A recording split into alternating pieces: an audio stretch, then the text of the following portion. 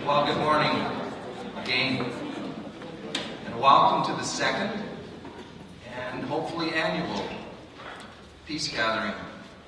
And a special welcome to anyone who's traveled from out of town. There's people here who traveled a long way, and we appreciate that very much. I'd first like to acknowledge that we are on the unceded traditional territory of the Interior Salish, including the Sinixt people. Also, we would like to recognize the enduring presence of the First Nations, Métis and Inuit. May we always care for these lands with gratitude and respect.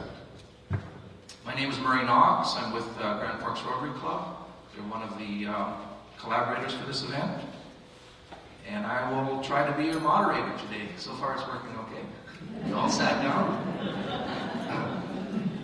Just a few reminders. I know some of you brought in coffee with you. Actually, there is no food or drink allowed in this room. So if you want to finish up your coffee, don't refill it and bring it back in later. When we have our coffee break, we'll give you a few more instructions on where you can have it. But other than water, there shouldn't be any food or drink in the room. So be very careful if you have to bring coffee here in with you. The washrooms are located back in the lobby where you came in. Just do this up a bit. As you're going out, the ladies is on your left, the men's is on your right, just out in the lobby there. And make sure your cell phones are off, please. There's probably 100 cell phones in here right now. So on the way here this morning, I was telling Natasha, my wife, I was feeling a little nervous about my role today. She said, well, don't worry, you'll do fine. Just don't try to be too charming, too witty, or too intellectual. She said, just be yourself.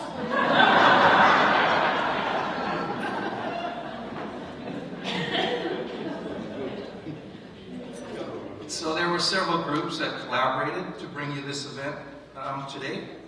And they're at the top of your agenda. You can see them at the very top. They include the Baha'i community, the USCC Doukhobor community, the Rotary Club of Grand Forks, Boundary All Nations Aboriginal Council, Boundary Peace Initiative, and Grand Forks Secondary School Global Citizenship Club. Even the elementary kids were involved. They made bookmarks, and at the end of the day, you're welcome to take one home with you. So it was truly a community collaboration.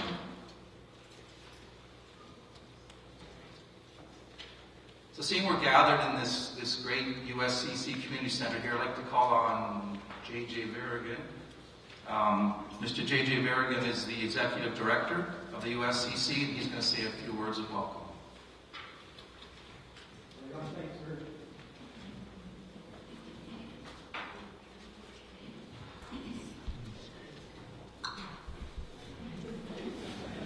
Howdy, howdy, everyone. It's nice to see you all here. It's nice to see such a diverse gathering. It's nice to see people still interested in peace. How many of you have been in this facility before? Can you please raise your hands? Thank you. And as Murray said, it's great to have you back for this second meeting. It's a pleasure for our Union Spiritual Communities of Christ to be involved in this conference, and that we're all gathered in this facility. I'm not sure how many of you know that together with our local Rotary Club, and I should say thanks to our local Rotary Club, we've hosted delegations of Rotarians, of students, and people around the world in this facility. And we very much appreciate the charter of Rotary. It's not that dissimilar from what we as Doukhobors value and believe in. We've also been very proud to engage with our Baha'i community. And the Baha'is have been active in the Kootenai boundary for quite a few years, and have been in the front lines of the work for peace and justice. And back in the 80s, We, the USCC, cooperated with the Baha'i community on taking children from war-torn countries on a tour across Canada. And last but not least, we have a good relationship with our Indigenous brothers and sisters. We've worked together on different issues. We've allowed this facility to be used by delegations of youth that have traveled through the Kootenai boundary as well. And so, we're not strangers to one another, folks. Whether we belong to organizations that are involved in putting this conference together, or we come here just as interested individuals.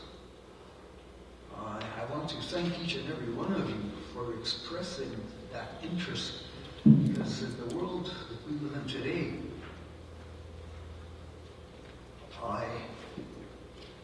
I'm surprised that some people even question the need for peace or the timing of peace. And unlike the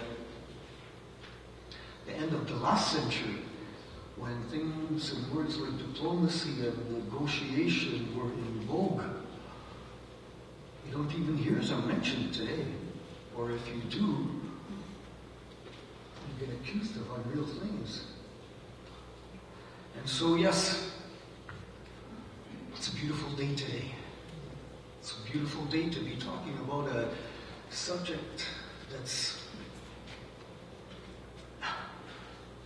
important to every single human being, to every creature. Because our ability to destroy as human beings, in the race between that ability and the ability to create, it's a race that we are not doing too well in today. Because there seems to be two strings. One that all of you, I think, believe in. And that's the string of love. Or at least civility to one another. And yet so many people in our families, communities, regions, provinces, countries have become so attracted to power. That seems to be the operative word today. And as I was saying to one of our guest speakers, everybody knows that saying about power corrupting absolute, power corrupting absolutely. It's not all. Power attracts, power addicts, power corrupts, and then power devours. Look at your history books and show me where that is not the case. And so, brothers and sisters, let's focus on love.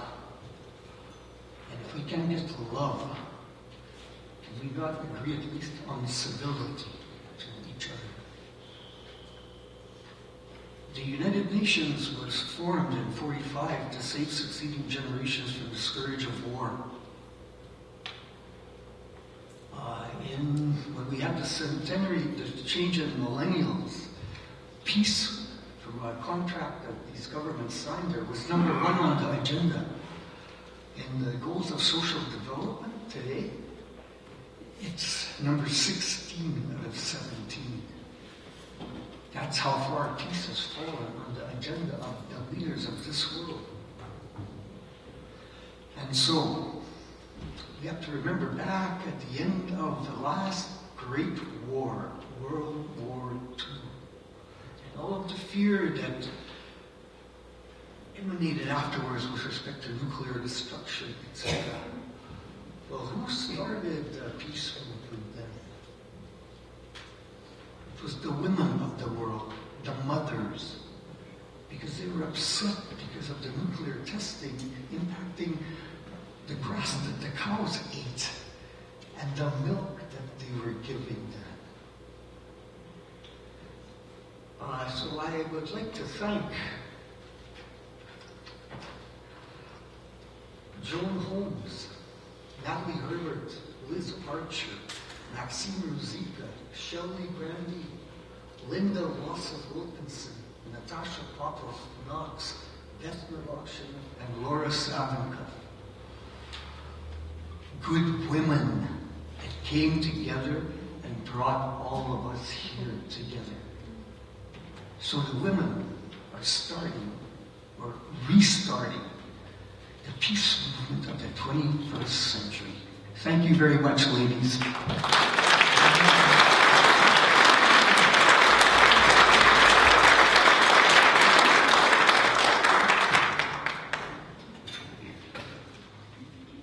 Thank you, JJ. Nice words. I'd like to call upon Joan Holmes from the Boundary All Nations Aboriginal Council. There you are. Joan is going to talk about the significance of smudging, which was happening outside before you came in, and drumming. And she's also going to introduce the Boundary Métis Community Drum Group. And I think they're just about ready, but she'll call you.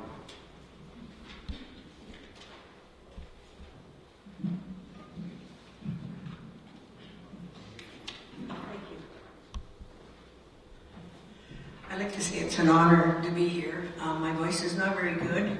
I seem to have contracted some kind of a bug. And sometimes that's a good thing when your voice is gone, but not when you got 2 or 3 things that you got to do in a row. So welcome everyone today.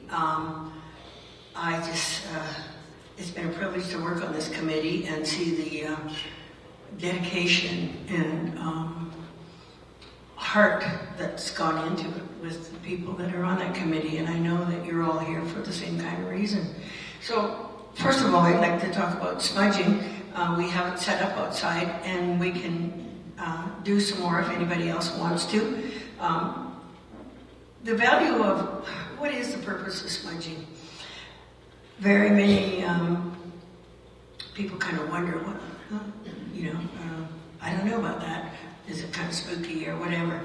But it's you're there smudging if you want to be smudged or you want to do it yourself. You're there because you want to be there, and you also want to, the hope is that you're going to bring some balance into your life and back, centering. Sometimes you get up in the morning and you think, oh man, I wish something would make me feel better. And smudging does that.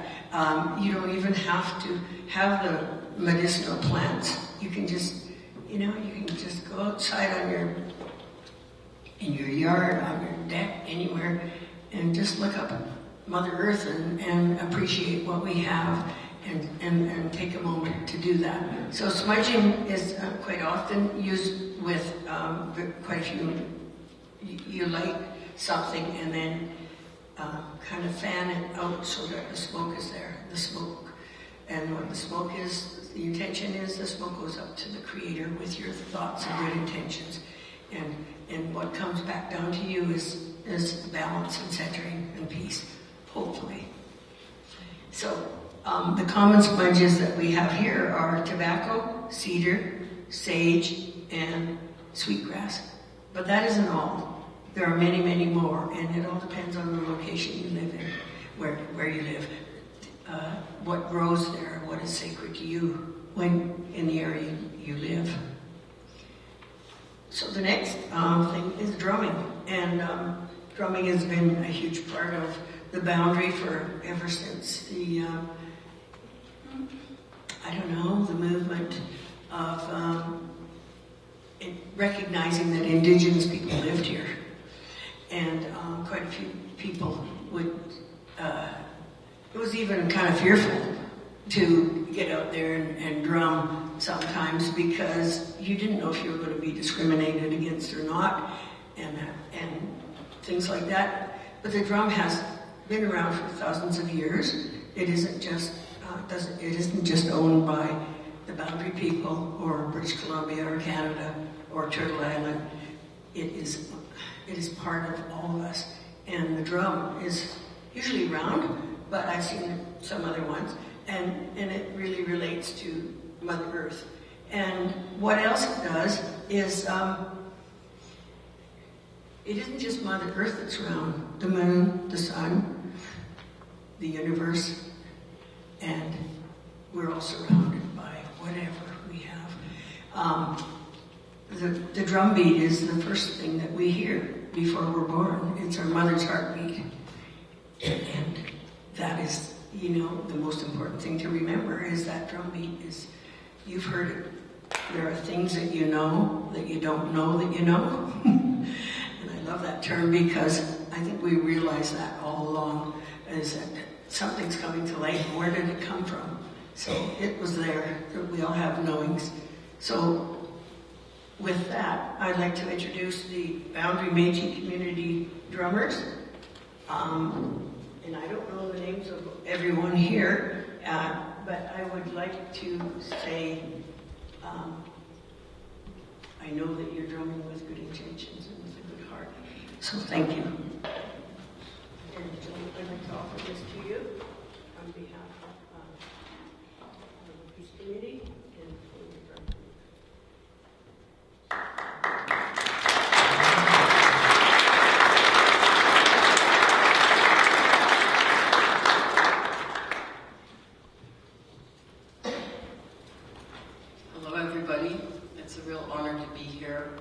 As Indigenous people, we have been looking for peace for many, many, many generations. The big drum that you see over here was made by a community in the Boundary. And it was created after the first drum, the first big drum that was given to Indigenous people. And it was created to bring peace to all nations. And so with that in mind, we created this drum so that we can continue with that journey to bring peace to all nations. Our drum, we call her grandmother because it is the grandmothers that kept the first drum and have honored that, looking for peace with all people. And we have a term in my community and with my nation, and that term is called all my relations. And that means that we are responsible and accountable for all beings on this Mother Earth, whether they're trees, animals, plants, all people. So our first song is a sunrise song, Cree sunrise song, and it's a song that we use to greet the day, because every new day is hope. And the song is called Wanaska. So I invite the drummers to join me, and the big drum is our voice. All my relations.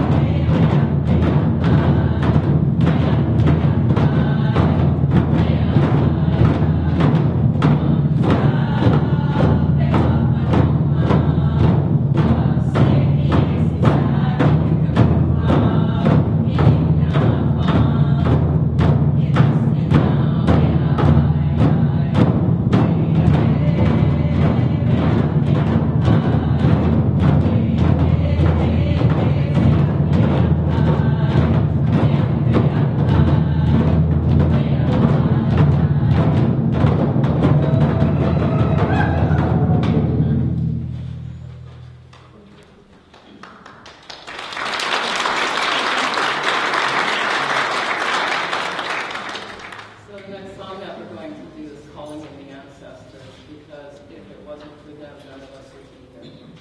So we're going to call them in here with us and to be a part of it. All my relations.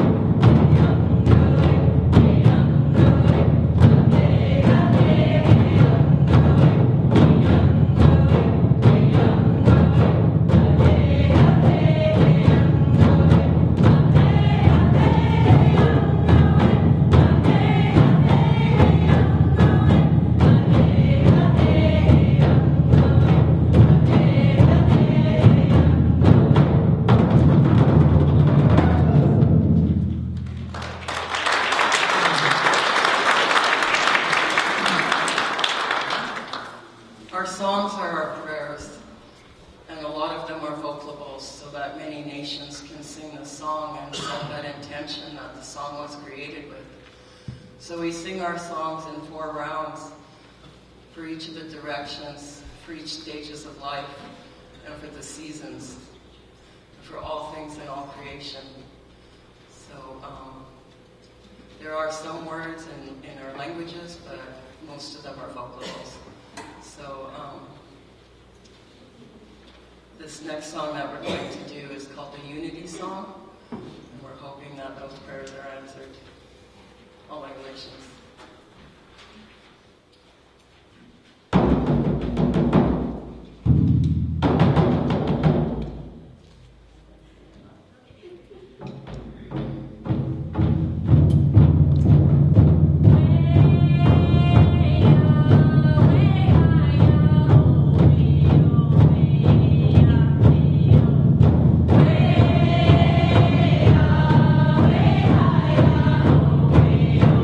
Hey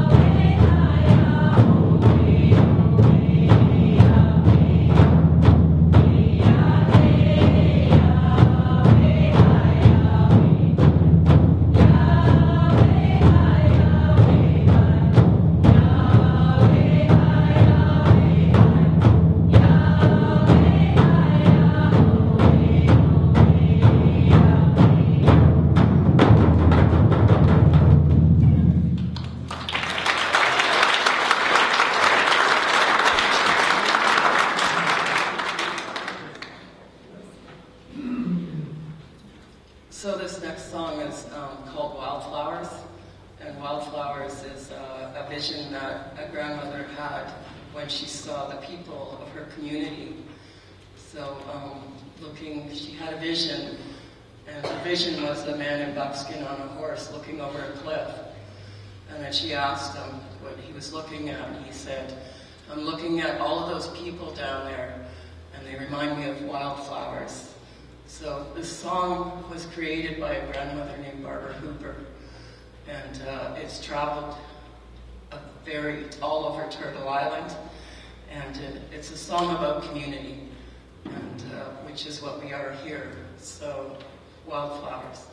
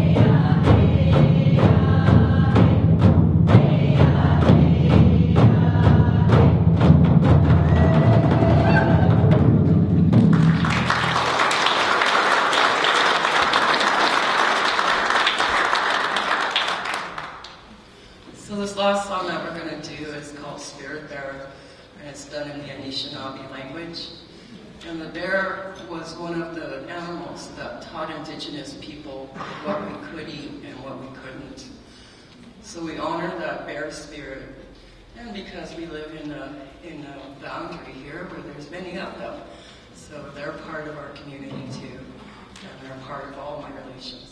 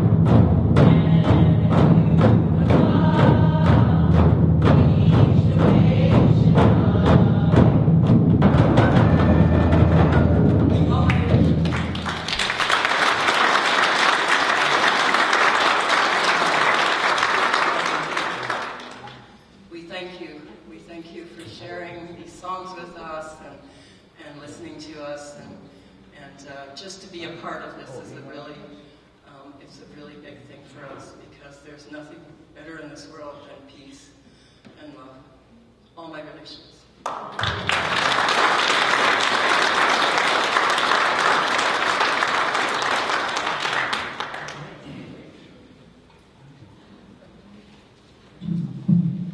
Okay, thank you, drummers. That was very moving. My heart's going. I think some of you are heading off to another event later. Is that correct? If you'd like to stay just for a few more minutes, because we have some blessings coming up. If you could just stay a bit, great. Thank you. Okay. Would Joan and Natasha and Caroline make their way up over here, please? So we have a very diverse group of organizations that collaborated, as I mentioned before. In respect of their beliefs, we have a few short blessings. First, Joan Holmes will give an Indigenous blessing.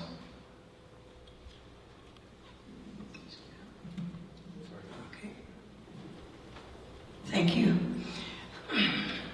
If my voice doesn't run out. Dear Creator, grandmothers, grandfathers, and ancestors, we're grateful and thankful for today and for the weather and for the arrival of spring. We ask you to watch over all of us today and help us to know that you are there to help guide us in the path to peace. We all know that you're there to work with us on an individual basis also, because that has to start from each one of us right in the very beginning. We can barely progress without starting with ourselves. We ask you to bless the food that's been prepared today. We ask you many things, but mostly we give you thanks and praise for all that you have given us in this world. I'd like to just add with that, Creator, to help us remember the 3 things that are really important in our life: purpose, acceptance, and humor. Thank you, all my relations.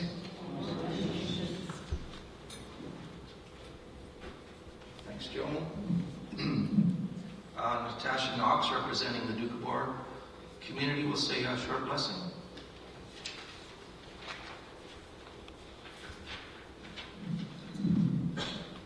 I'll first read a poetic adaptation in English. Divine One, please make me peaceful, like calm water. Please make me humble, like low-growing grass. Please make me strong, like the bedrock mountains stand on. You gave me this life. You helped my spirit grow. Your love calmed the fires that burned in me. Please teach me to be wise and help me understand my life so that I may be a loving person who works every day to make the world a better place. Господи, благослови. Утеши меня, Господи, тише воды. Унижи меня, Господи, ниже травы. Укрепи меня, Господи, крепше камня самосветного. Ты ж меня, Господи, породил, и Ты ж меня, Господи, поразил. Во мне пламя утешил. Дай же мне, Господи, все про все знать, все разуметь, Твою волю творить, с праведными людьми век прожить. Богу нашему слава.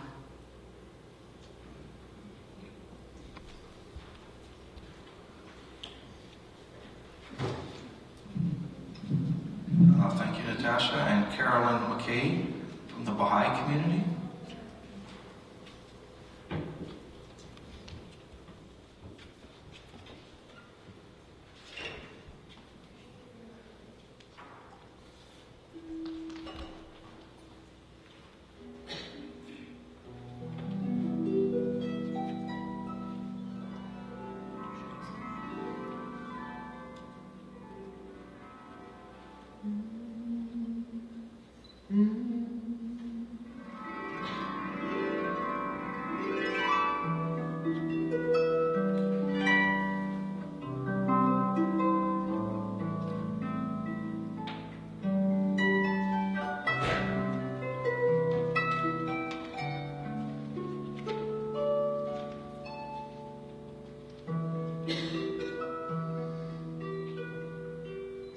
Oh,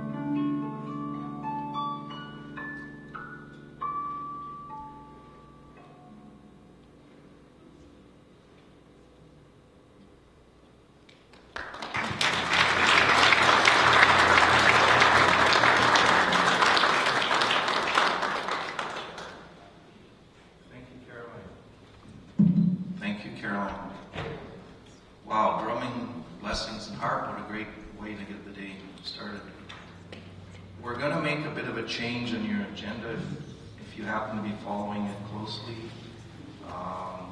Just the next presenter, Liz Archer, we're going to move to later in the day. So we're going to move on to our guest speakers. We have two keynote speakers this morning, and they both traveled a long distance to be here, so we're very grateful to them. Our first keynote speaker will be introduced by Linda Wolosoff Wilkinson. Linda's part of our local Baha'i community. I came here to the building on this very spot many times as a child and all through my life.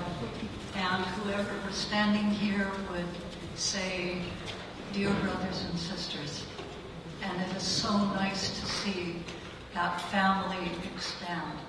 You are all my brothers and sisters.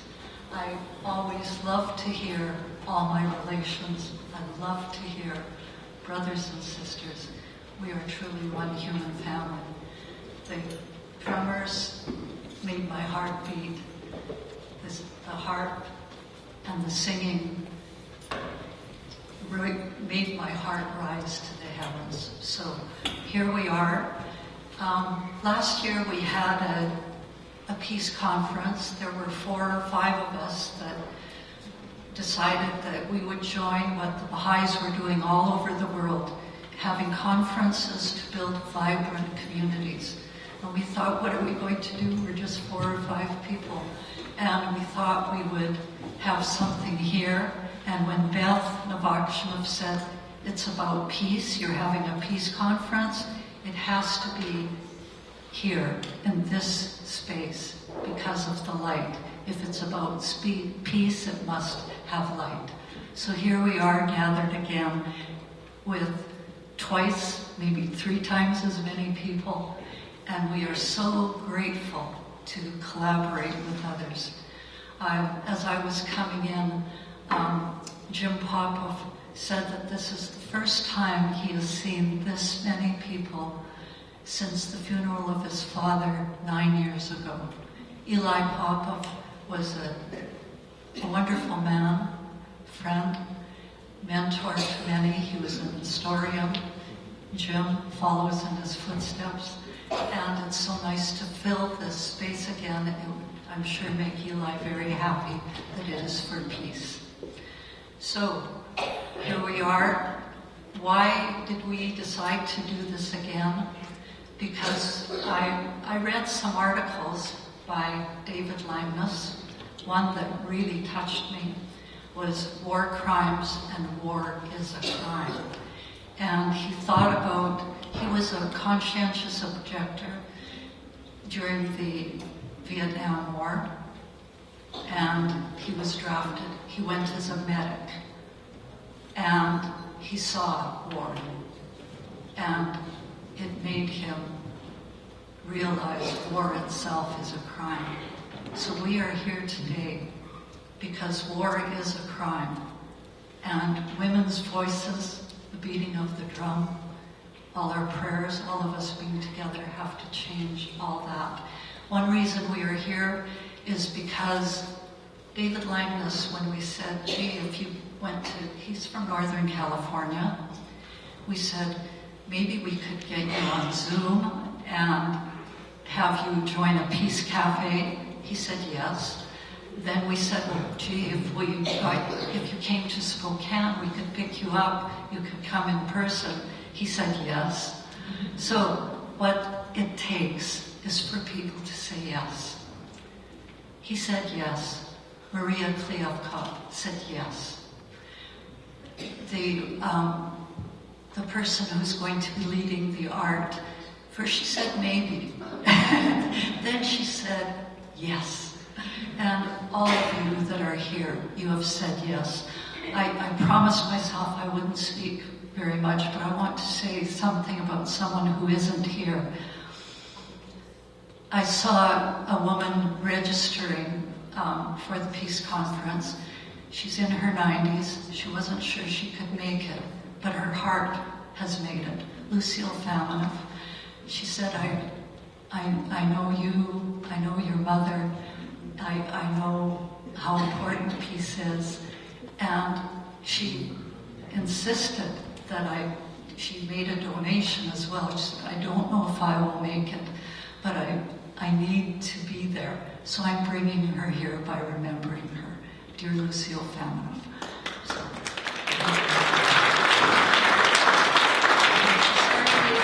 I get caught up in telling my own stories, but we are so happy to have David come.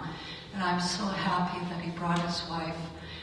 We'll bring her here next year, I promise.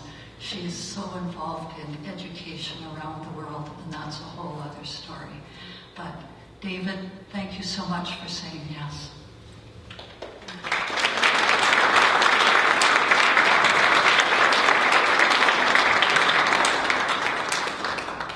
I need a hand up here. Hang on, Dave. Howdy, folks. Can you hear me? Yeah. Okay. All my relations, that was really wonderful to hear. My wife and I spend a fair amount of time on the Navajo reservation in Arizona, where I went to high school and college. And that's what we always hear among the Navajos, all my relations. So, all my relations. Here we are. Thank you so much for inviting me and bringing me here. It's so wonderful. This land is special to me because this is where I grew up, nearby in central Washington, where the plains where the golden wheat waves in the wind and little boys get in trouble. Thank you for the land acknowledgement. That was really important. We owe a great deal to the original Indigenous inhabitants of this land because they preserved it. It's still here, and it's still so beautiful. My wife and I flew in from Sacramento yesterday, and we drove north on 395 through eastern Washington, and we on the way to Grand Forks, we came through a little town, and she read the sign, and she pronounced it one way, Chihuila, and I pronounced it, as I often do, the opposite way. I'm usually wrong, so we looked it up on the Oracle, Wikipedia, and it turns out that the name comes from a Kalispel word that means small striped snake. Kind of like the garter snakes I used to catch when I was a boy. So we marveled that there's a town named after a snake, but we still didn't know how to pronounce it. So first place we saw, we pulled over and stopped and decided to get a drink, and we went inside, and I asked the girl behind the counter, my wife and I don't know how to pronounce the name of this place. Can you please pronounce it for us slowly? And she kind of looked at me funny, and she shrugged, and then she said, Subway.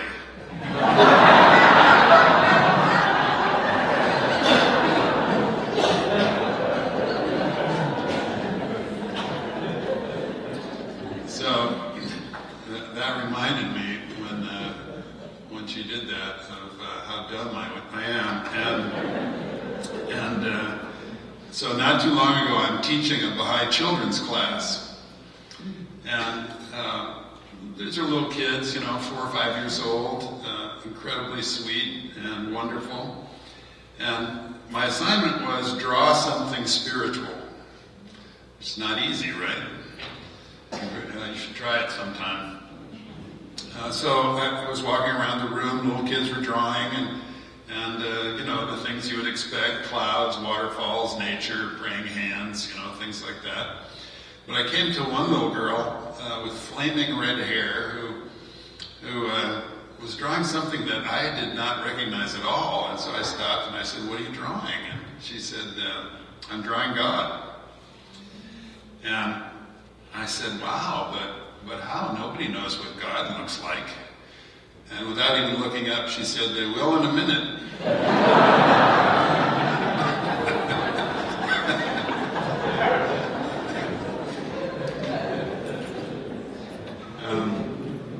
So we all want to know what peace looks like. I think everybody here in the room would agree with that. And I'm here to tell you that we will in a minute. I'm kind of serious about that in some ways. You might expect from a combat veteran like myself that I would get up here and rail about the great injustices and pain and serious impact on the world of violence in all its forms, that I would give you a diatribe today. And I could do that, but, tell you gruesome war stories and pound the podium and make everybody really sad and unhappy and depressed. But I don't want to do that today. She's saying, "No, don't do that." Okay, I won't.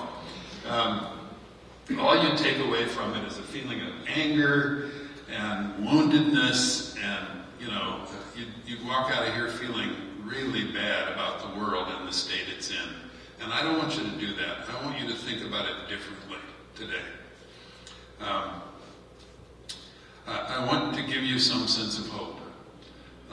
a sense of hope that we can all envision and hold in our hearts, a realistic hope, a fact-based hope for peace in the world. Next slide, please. Can you see this? This is the first photograph that NASA took from the moon of our small blue planet. Isn't it spectacular? You think of the human life that has unfolded on that planet, and it's just so powerful. Naturally, all of us dream of a peaceful world. But since human beings on that small blue planet have basically been killing each other for the past 6,000 years, not many of us actually know where to turn to convert that hazy, gorgeous vision of the world without war into reality. Historians tell us that so far in our 3,400 years of recorded human history, there have been 268 years in peace. That's 8%. So most people will tell you, well, prospects are negative. They don't look good. I want to tell you the opposite today. I want to say that peace is not only possible, but inevitable. And I hope I can convince you of that. The first question we have to think about in that regard is, how can people without power make peace? Next slide, please. This is a famous shot from the war I was in, Vietnam. And that shot asks the question, what can people without power do to stop war? War is the greatest human catastrophe. There is no greater. But unless I'm missing a world leader or a prime minister here in the room, none of us have that kind of power, right? We're not presidents or prime ministers. We each have very little earthly political power we can wield. We don't control armies and navies. We don't fund defense budgets or weapons systems. We don't make decisions, thank goodness, that send people to their deaths. So my question is, what can we do? The common people, the ones who think of ourselves as powerless, those who fight and die in wars like this one, those who give their children to fight and die in wars. What can we do to make world peace a reality? I have a few ideas on that subject and a little bit of practice trying to bring them to reality, so I'll tell you a little bit about that. Next slide, please. This is my mother and father. My father was a Marine World War II hero in the Pacific campaigns, where he was nominated for the Medal of Honor and won innumerable battle medals. And my father romanticized the military, as you can probably tell from this picture. He was a violent man. He was an alcoholic. Because of what he experienced in World War II, in one case that I read about in a newspaper that he never told me, he woke up wounded in a foxhole surrounded by 36 dead Japanese soldiers that he had killed in hand-to-hand combat. Now, if you could imagine that, if you can imagine going through that as a 20-year-old boy, which is what he was at the time, it's inconceivable, really. It's impossible to imagine the impact that would have on you for the rest of your life. And my father anesthetized himself as a result. Alcohol was his anesthesia. He told me that the military was wonderful, that it turned his life around. He told me I couldn't be a man without fighting a war. But I rebelled. I didn't like that message. I left home at 14 and joined the peace movement, the anti-war movement. I embarked on a spiritual search that allowed me to find the Baha'i faith and became a Baha'i at 18. And because the Baha'i faith said that it's better for me to kill, that it's better for me not to kill, to be killed myself than to kill others, I became a conscientious objector. Somebody asked me before we started today, how did that work? Basically, I had three choices when I turned 18 and had to register for the draft in the United States. My choices were go to Canada, like a lot of folks here did, and believe me, I considered it very seriously, go to prison, or actually register as a conscientious objector, which meant that I would not, while I would be drafted into the military, I would not carry a weapon, I would not be trained to kill anyone, and I would not kill anyone. Most conscientious objectors are made medics to save lives rather than take them. I was drafted. I went to the war in Vietnam at 19 as a conscientious objector. I spent 14 months there and witnessed some of the same things that my father witnessed in his war. Luckily, I didn't take any lives. I was not subject to the same kind of post-traumatic stress that many veterans were who took the lives of others and could never forget it and never get over it. Last in my career as a professional, as an executive in the healthcare field, I took large medical relief airlifts to conflict zones, places at war. In the Philippines, El Salvador, Kosovo during the NATO bombing, etc. I worked for the United Nations and designed their latest disarmament campaign, which is called WMD, We Must Disarm. And all those things helped me harden my resolve to do what I could to remove the scourge of war from the world. So I'm a veteran of not just war, but many, many peace marches and demonstrations and conferences and initiatives and movements. You'll know how old I am when I tell you that the first anti-war sign I ever carried in a peace march at 13 years old in 1963 was this symbol. Next slide, please. You all know this symbol, of course, like the dove and the beautiful flower. They're symbols of peace. But I want to talk about this symbol for just a moment. At the time when I marched in my first peace march in 1963, this symbol was only 5 years old. It was invented in 1958 by a British man named Gerald Holmes. And Gerald was a volunteer and a graphic artist. He volunteered in the British nuclear disarmament movement in 1958. And he used two symbols to come up with this one. Next slide, please. There they are. They're the naval flag semaphore symbols for the letters N and D, nuclear disarmament. So this is what Gerald said when he first drew the symbol. He said, I was in despair, deep despair. I drew myself, the representative of an individual in despair, with hands, palm outstretched outwards and downwards. Like that. So when you see that peace symbol, think about what its designer said.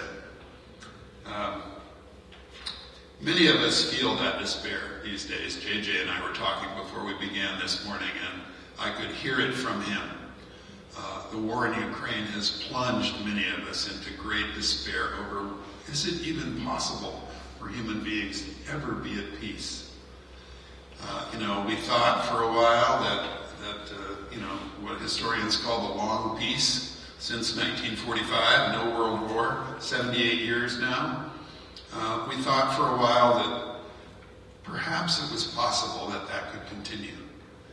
Well, the war in Ukraine has shown that, while it's still a regional conflict, It's still a war, and it could involve all nations eventually. Let's pray that it doesn't. I want to tell you that later in the early 1960s, after Gerald Holmes designed the peace symbol, he took it back. It was really fascinating. In many interviews, he said he regretted the symbolism of despair that he designed into that symbol. Instead, he wanted to change the symbol. Too late, sorry, Gerald, but it didn't work. He wanted to change the symbol to this. Can everybody do this for a moment? Yeah, give it a try. He wanted to invert the peace symbol. He wanted to show it as reaching for the sky, as a sign of hope, that all of us have hope for peace. That's why we're all here. We're all working toward that peace in the world. So let's see this morning if we can manage to invert the peace symbol for ourselves, for all of us, inside our minds, our hearts, our souls. If we can, it'll help us go from despair to hope. It'll help us move forward. It'll help all of us in our various dealings with other human beings. First, though, we need to answer a really important question. Are human beings innately violent? No. I think you'd all share the big no for that one. Next slide, please.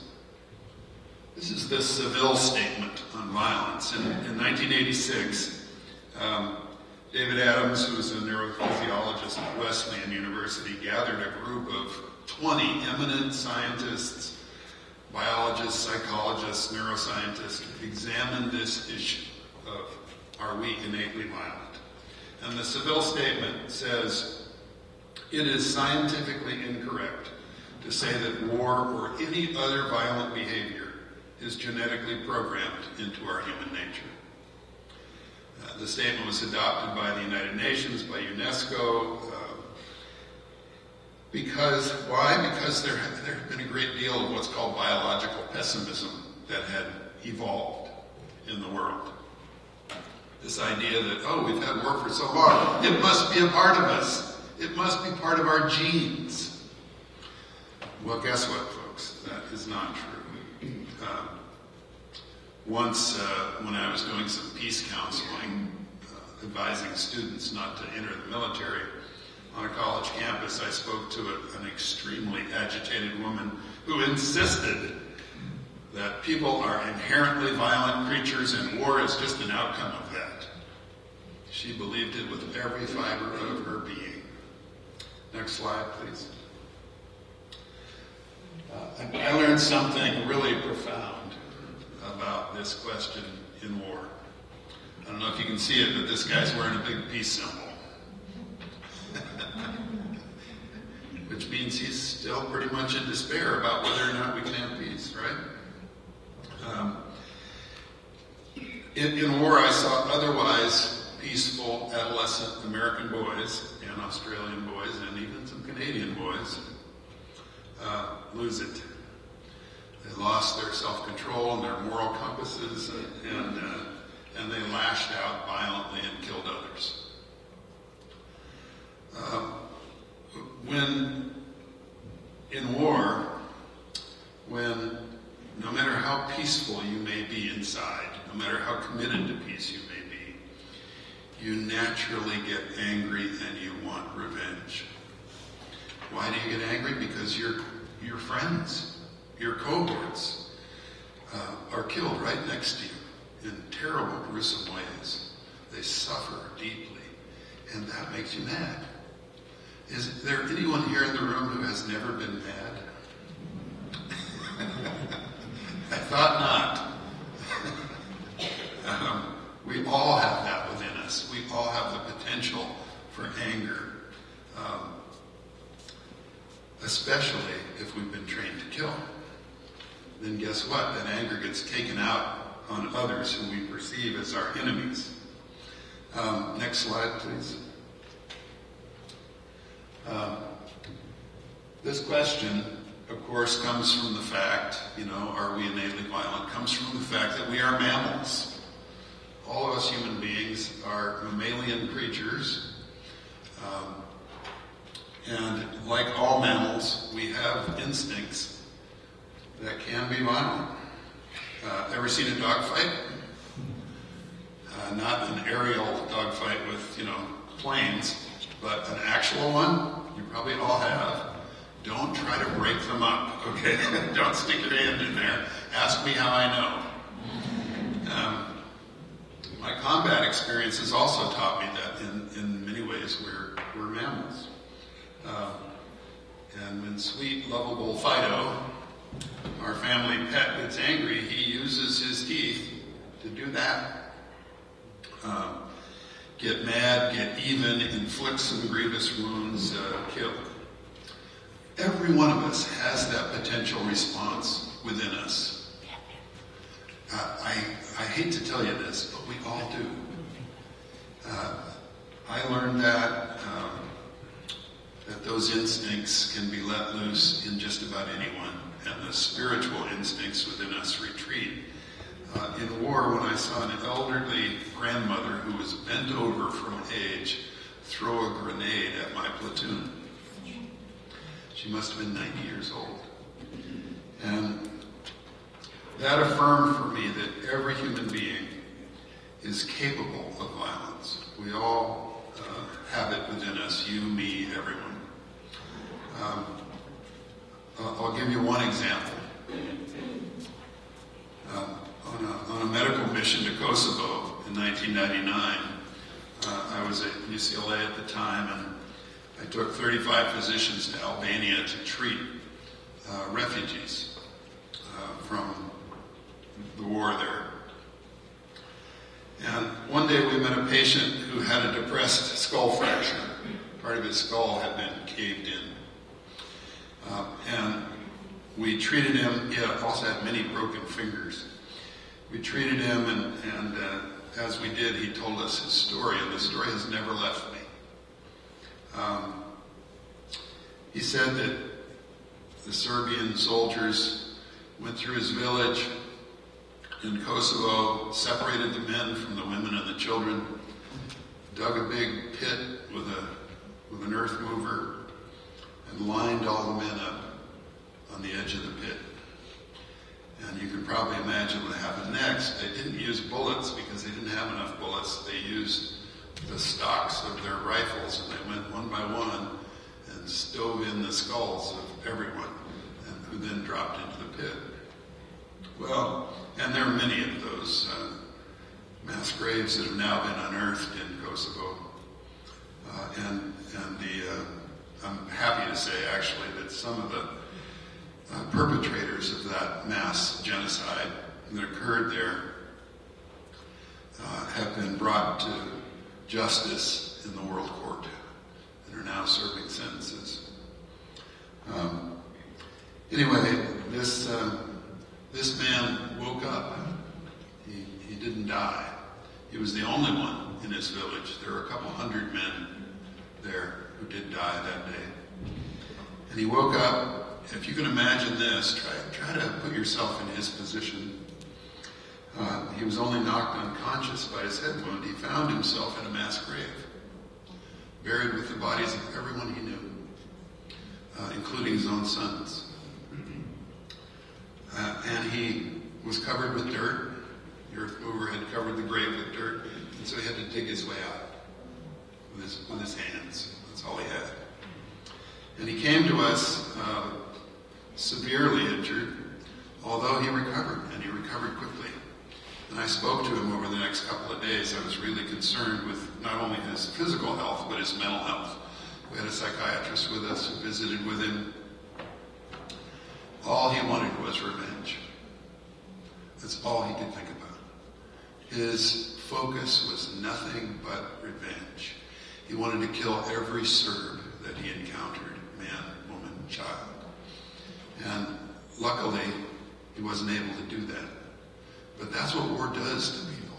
That's what the kind of atrocities that we see in war, what it produces. Next slide, please. Now you can't read much of this. I'll skip it. Next slide, please. Next one. There you go. Our hope is that we have choices. We human beings are built with not only our animal instincts, but with reason, with rationale, with restraint available to us. Every one of us can make that decision every time we get angry. And we will get angry. But we don't have to let it devolve into physical violence, ever.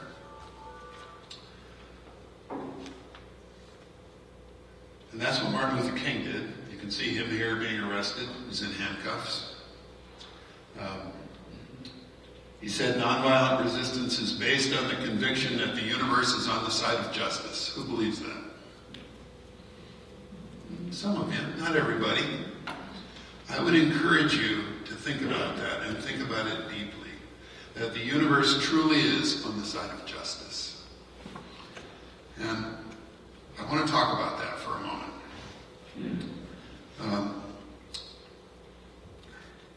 Many people believe that we're further away from global peace today than we've ever been. But I'm here to offer you some hope that that's not true. In fact, statistically, and I can prove it, we live today in one of the most historically peaceful periods in human history. And I know people scoff. What are you talking about? When I mention this in talks I give or in essays I write and publish, people are shocked. People say, what? Most people react that way.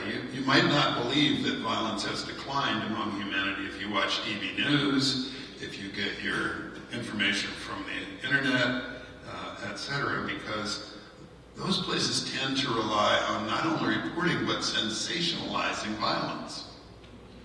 That's, the motto of many local news organizations. If it bleeds, it leads.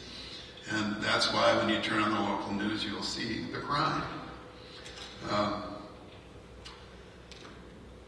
You'll never hear a newscaster say, today in our city, the vast majority of people went about their lives in peaceful, nonviolent ways. You will never hear that. And yet it is eminently true. I submit to you that that is more true than any crime or violence story you've ever seen. Think about it. The vast majority of people went about their lives in peaceful, nonviolent ways. A massive number of trends throughout recent history support the idea that despite the seemingly continual carnage in the world, we have actually begun to mature toward a more civil global society. There are two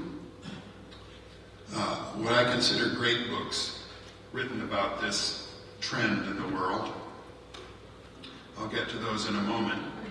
First of all, I want to tell you that the anthropological record shows that our transition from hunter-gatherers 11,000 years ago to farmers reduced violent deaths 5-fold. And we know that how? From the anthropological record.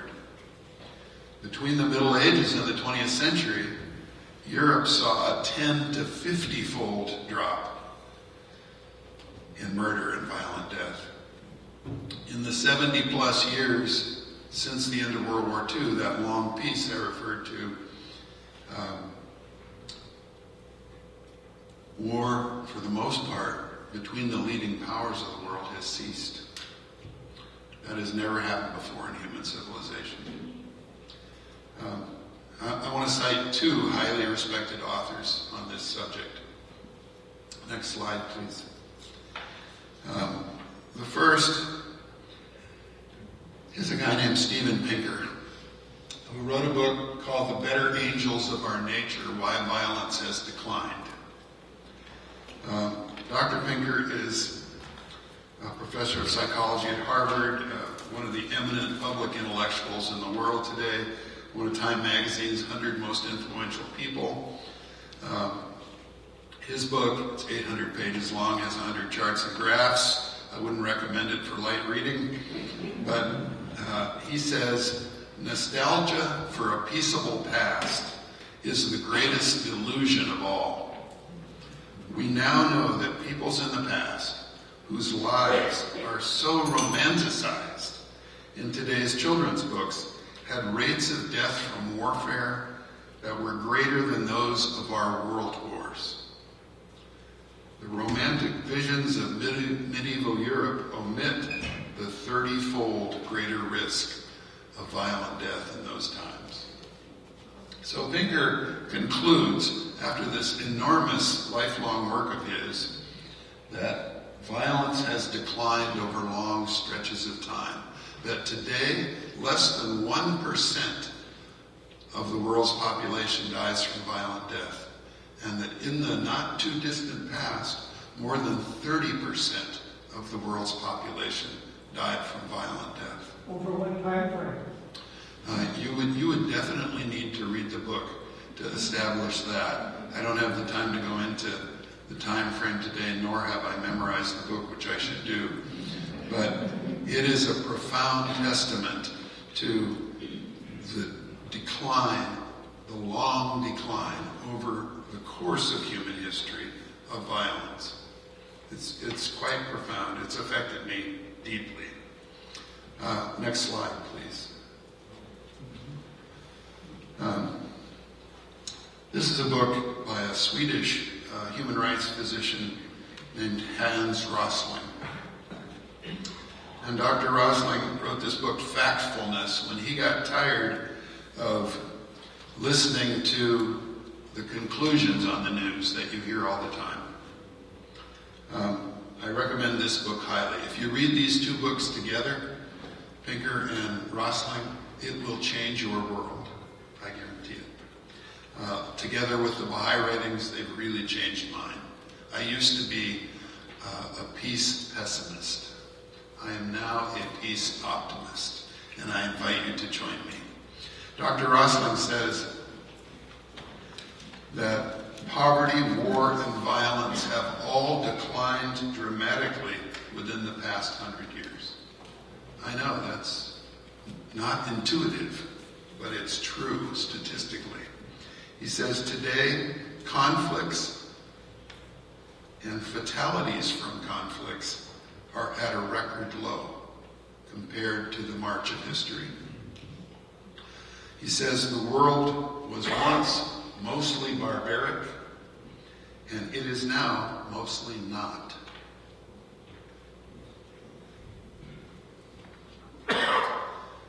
During the past 20 years, Rosling points out, statistically provable, we've cut extreme poverty in the world in half, from 2 billion people to 1 billion.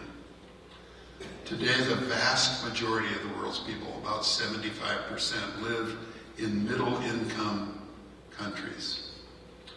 This means there's no us and them any longer, no old categories of first world and third world, no developed and developing nations. The great majority of nations are in that middle category now, 75%. As the Baha'i teachings say, we're all one on our planet today. Rosling concludes that there's never been a better time to be alive than right now. Yes, things are bad in many places, but that does not mean that they can't get better. In fact, he says, bad but getting better is a good description of many places in the world. These facts, for me, raise a sense of faith that we are doing better as a species than most of us think. When I talk to people all over the place, I realize that there is an enormous sense of pessimism. But our journey isn't over yet. We're constantly confronted with these problems in the world. The cure for this, Rosling says, is seeking the right, true, data-based facts, not being influenced by what we're hearing, but looking truly for the facts. The Baha'i teachings call this the independent investigation of truth, by the way, and recommend it as a primary principle. So these two books have led me to a conclusion that I hope you share, that we can have peace in the world, that it is possible, that it's not only possible, but if we keep working toward it, it is inevitable. It must come. After studying the evidence, I think you may reach the same conclusion that I have. You can see this global trend in many different places. Income is increasing and hunger is decreasing. Cultural stereotypes and prejudices are decreasing on the whole, and education is increasing. The old ways, slavery, debtors' prisons, witch burnings, state-sanctioned torture, for the most part, have all gone extinct. Colonization is decreasing. Internationalism is increasing. Child mortality is at its lowest level on record across the world. We're protecting more of the Earth's land than we've ever done. More than half the world now lives in democracies, 54% at last count. The incidence of global crime has dropped for the last 30 years and continues to drop. You'll never learn this in the local news. The world's life expectancy and literacy rates keep going up. Emancipation of women, universal education, access to health care, all those things are improving across the entire globe. That should give us, folks, a sense of hope. It should reflect the fact that people like us are out there every day working for the progress of humanity, and that some of those things are having an effect, surprisingly enough. We can all say, hooray! We can have hope.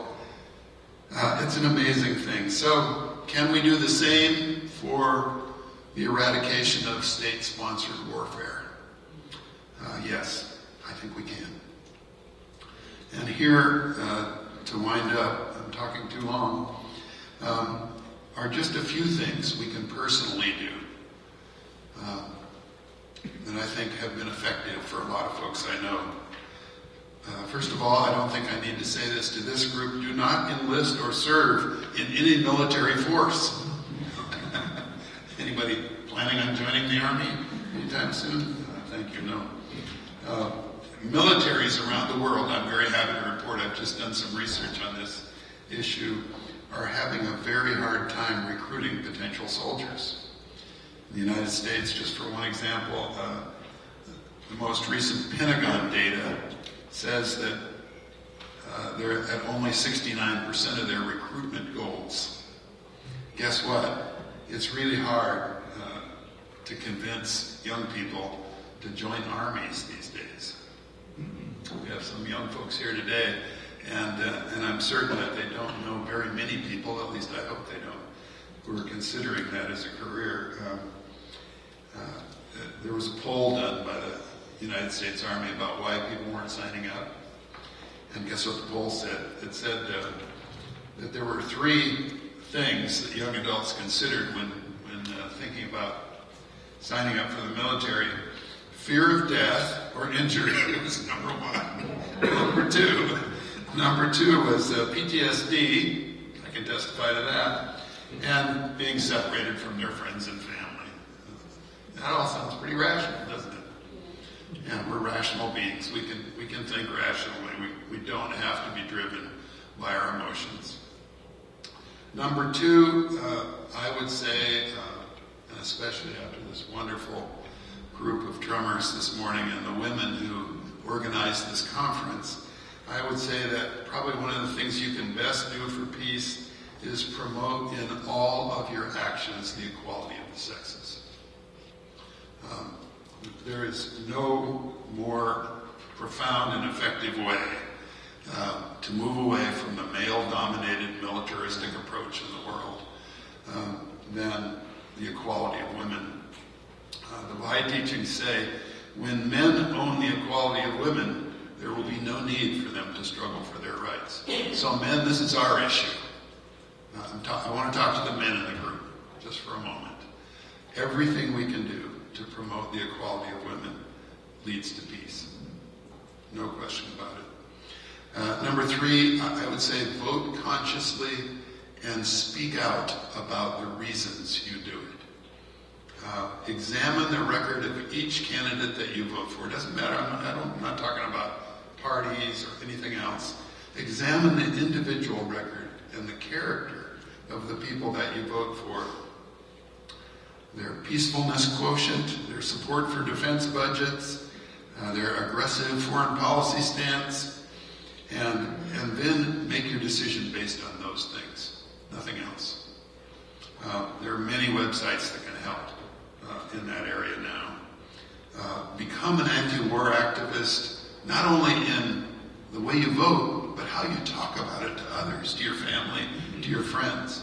Say that particular candidate, XYZ, it's pretty easy to do, and it really raises the consciousness of people around you. Number 4, raise your children and grandchildren and neighbor children and village children peacefully. Never strike a child. I was violently abused by my Marine father as a young boy, and it's never left me. It never leaves any child when he's struck violently.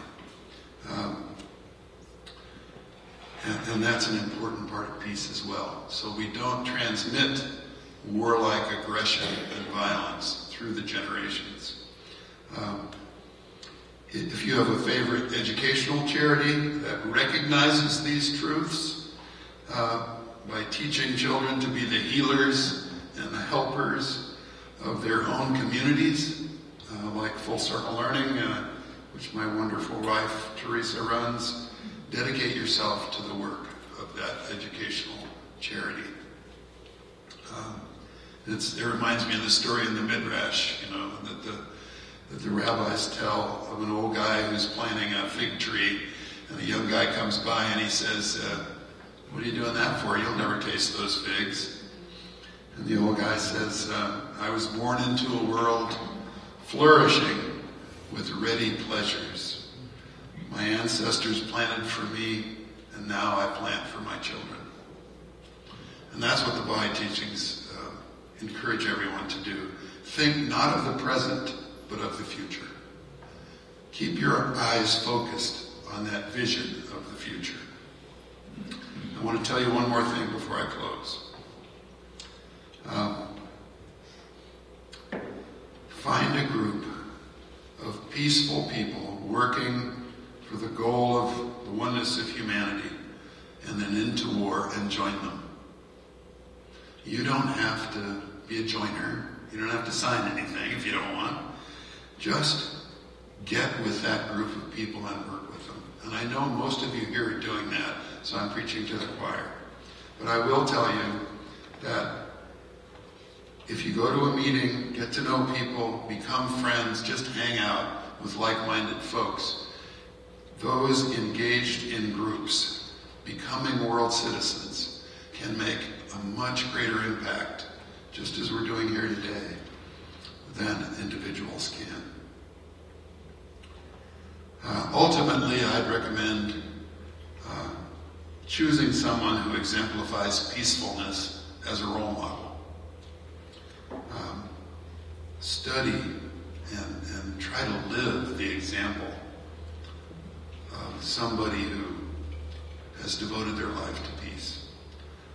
King or Gandhi or Christ or Abdu'l-Baha, any of the people in our world's history who have completely given themselves to peacefulness. Next slide. Next slide. And next slide. We are moving gradually and fitfully, but forward toward a peaceful planet. I hope you'll join me today in planting that mighty, mighty forest. Thank you.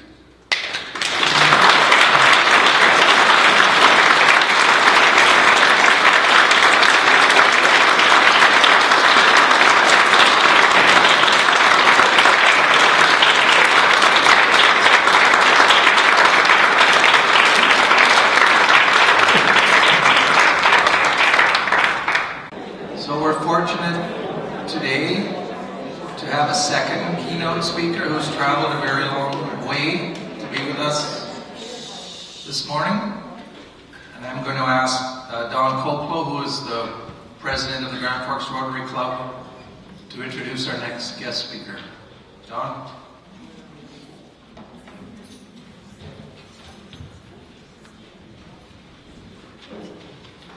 Tall guy, right? Our next speaker is Maria Kliavkoff, and she will be giving a talk on healthy conversation in difficult times. Maria is an author, a keynote speaker, and the director of the Healthy Morning Revolution, which is transforming the way we talk and think about grief and mourning. She and her team are dedicated to creating compassionate grief communities around the world. In her free time, she designates her time to Rotary Peace Building worldwide. Maria is the co-chair of District 5080 Peace Committee and is the president of the Waterton Glacier International Peace Party. We are honored today to have her with us, and help me please welcome Maria.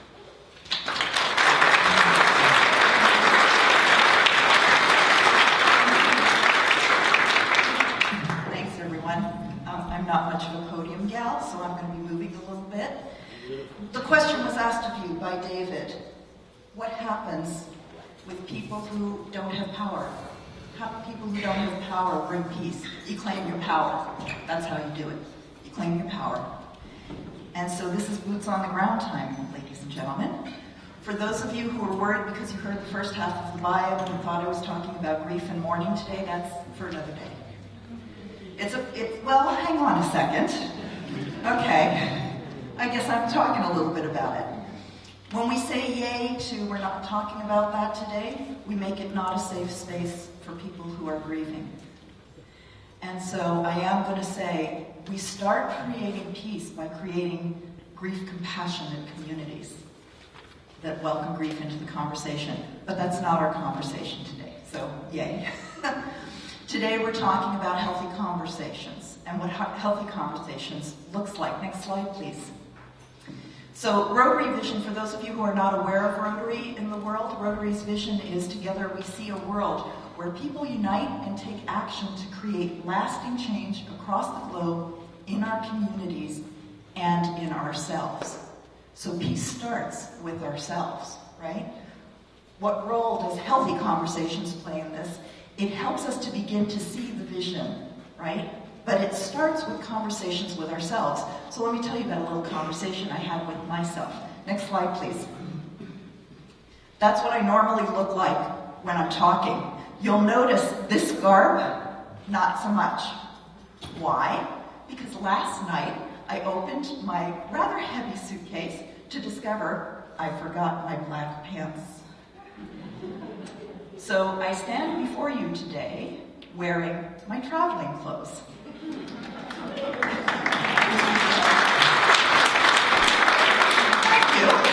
Thank you, I appreciate that. And wear my runners. I have never before spoken wearing my runners, but literally a week ago I saw somebody wearing runners while they were speaking, and I thought to myself, oh my gosh, that would be such a relief on my feet and I'd feel so grounded. I created that situation. That's my power. That's your power. I created this by putting in traveling pants that don't go with my black dress-up shoes, which, by the way, were in the suitcase. And then I had nightmares about standing in front of you with no pants. Right? So where does peace begin? Peace begins when we... No, please go back to the slide before. Not the next one. You're going to have to go back a couple now. There we go. Our vulnerability is our humanity. If I walked through the day and just, pretended this is what I plan to wear, okie dokie, but that wouldn't connect me to you.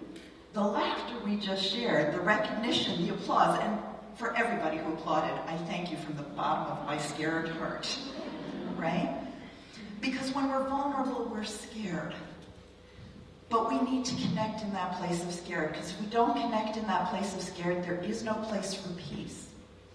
There is no possibility of peace, because there's no possibility of us admitting our humanity. Our vulnerability is our humanity, and our humanity is the starting space for peace. Are you with me so far? Is this resonating, making sense? Good. Next one, please. My hero. When you ask people who are their heroes, for me, people who are heroes are people who say something that completely changed my life. So Verigin was RI president a couple of presidents ago, so he's past Rotary International president. And I've had the privilege of speaking with the last 5 presidents, and I asked them each the exact same question. I said, if the Polio Plus campaign, and for those of you who don't know, Rotary, since 1988, has been working very actively to eradicate polio from the planet and is being very successful. So my question to every Rotary president is, if that has taught us anything about world peace, because you can't go into countries if you don't have conversations, what has it taught us about peace? His answer was my favorite of them all, and it changed the way I think about my world, and it changes the way I show up in my world. And his answer was, peace happens one conversation at a time. That then puts in your hands, what conversation are you having? What conversation do you need to have with yourself, with the person sitting next to you? And that is where your power is. Your power is in the conversations you choose to have and the conversations you choose not to be a part of. That's powerful too. Okay? Next slide, please. So, as you heard, I am president for the next 2 years of Waterton Glacier International Peace Park. Anybody know where that is? Good, yay, a couple of you. Yes, Bill Fury, raise your hand, please, Bill. This is our co-chair for the upcoming assembly in September. September 21st to 24th, we are doing an assembly there. It's a beautiful place. This picture is taken from the Prince of Wales Hotel lobby, because from the lodge in the lobby, in 1931, when Rotarians from Saskatchewan and Alberta and British Columbia and Washington and Idaho put out a note and said, we're a little tired of this depression thing we're going through, you know, the Great Depression, and we're feeling a little fatigued. Anybody can relate to fatigued after 3 years of COVID? Just asking. Really? That's all? God bless you. For me, a little, yeah, I'd have both hands up myself. So they decided, we're going to go to a place where we can slow down and be at peace ourselves. And they chose the Prince of Wales Hotel in Waterton Park. And one Rotarian in 1931 said the following sentence: where no boundaries can be seen, no boundaries should be. So can you tell which mountains are Canadian and which ones are the US? Because you can't see the cut line. There is one, but you can't see it from there. Rotarians decided that's an idea worth pursuing. Conversations started happening in the US and in Canada, and what happened was, inside of 1 year, can you imagine, inside of 1 year, the Canadian Rotarians talked to the Canadian Parliament, the US Rotarians spoke to the legislatures in the US, and in 1 year, in 1932, the Waterton Glacier International Peace Park became the first peace park in the world. There are now over 174. Yes, please applaud.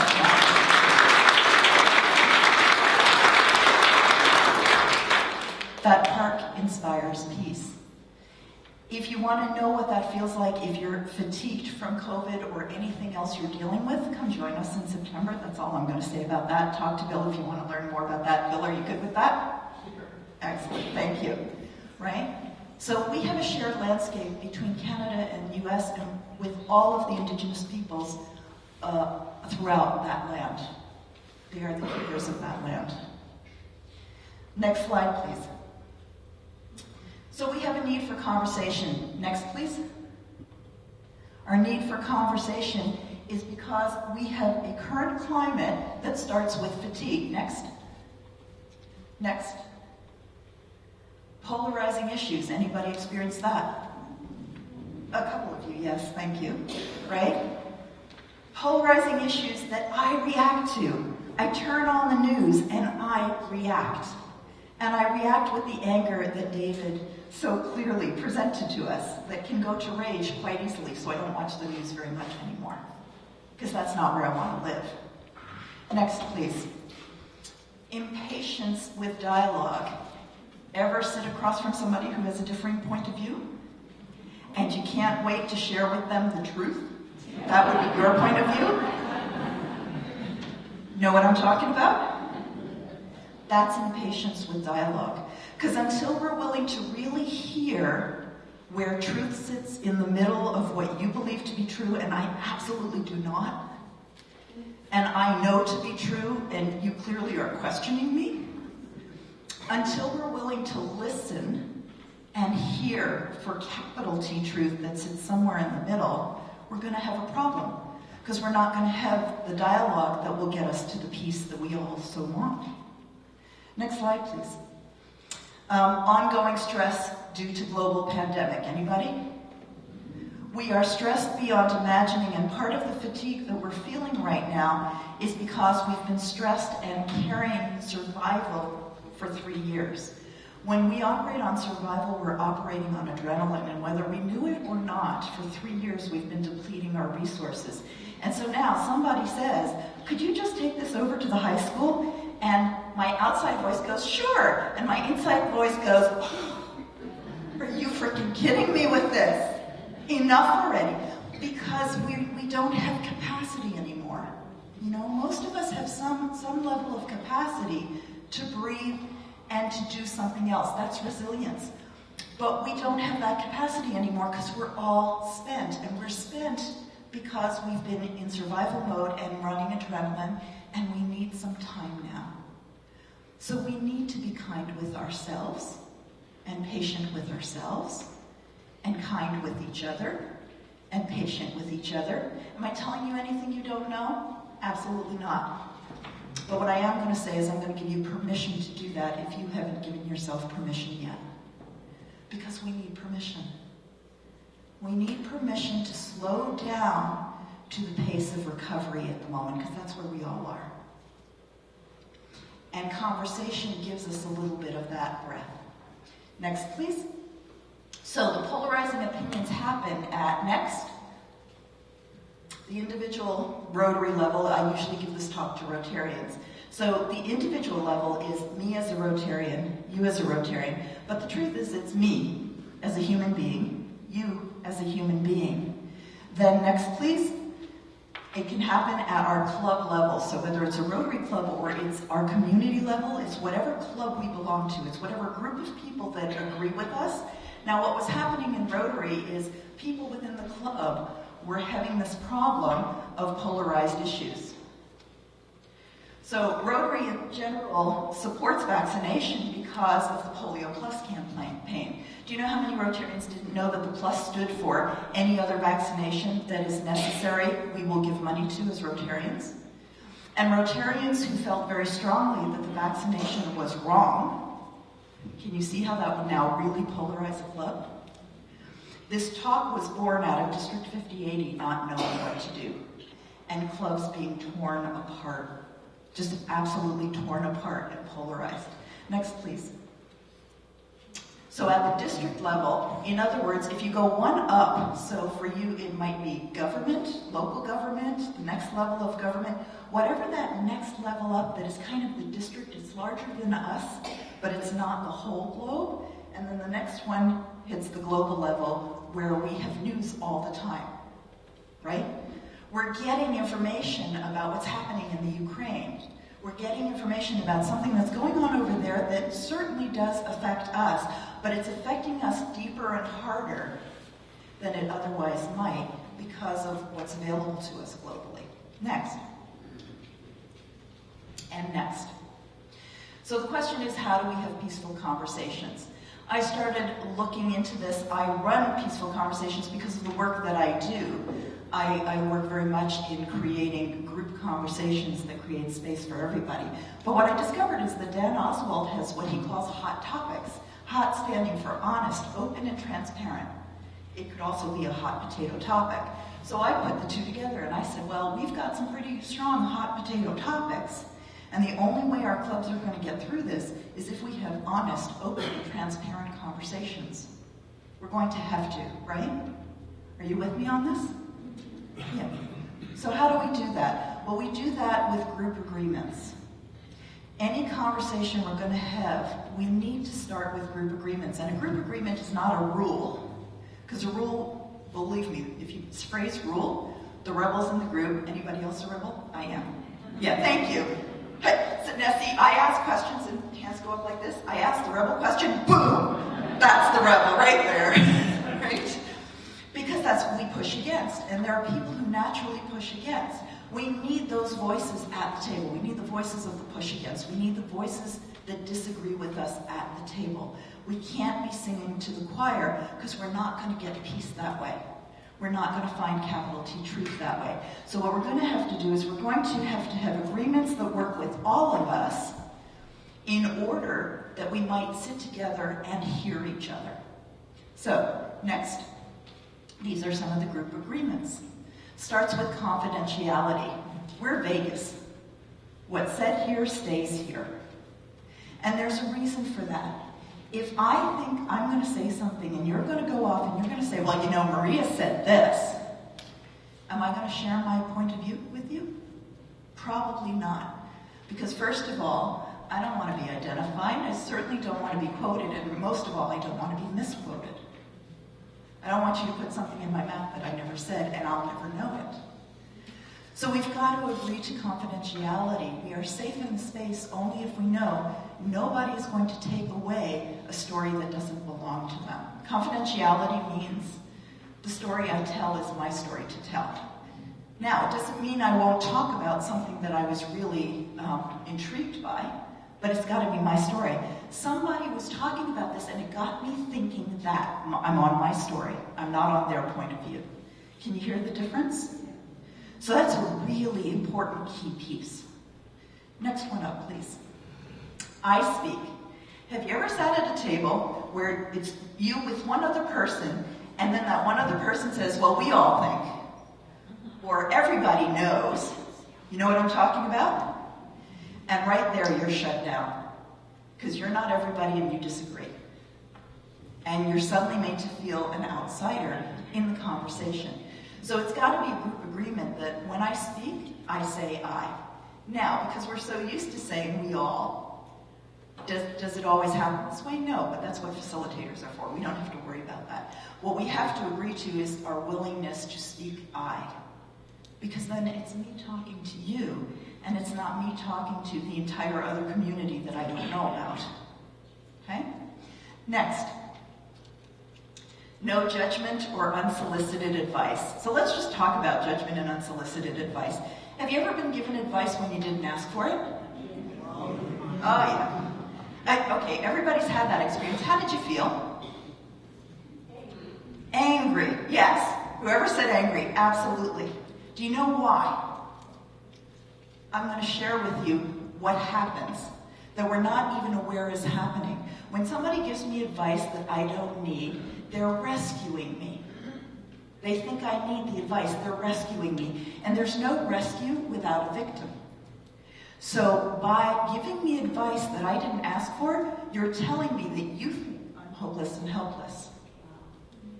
And so I'm going to get really angry. And yeah, wow. Whoever said wow, exactly. Right? And we do this without even thinking. We think we're helping them. Right? We think we're helping them. We think we're being kind. We're kind if they asked for it.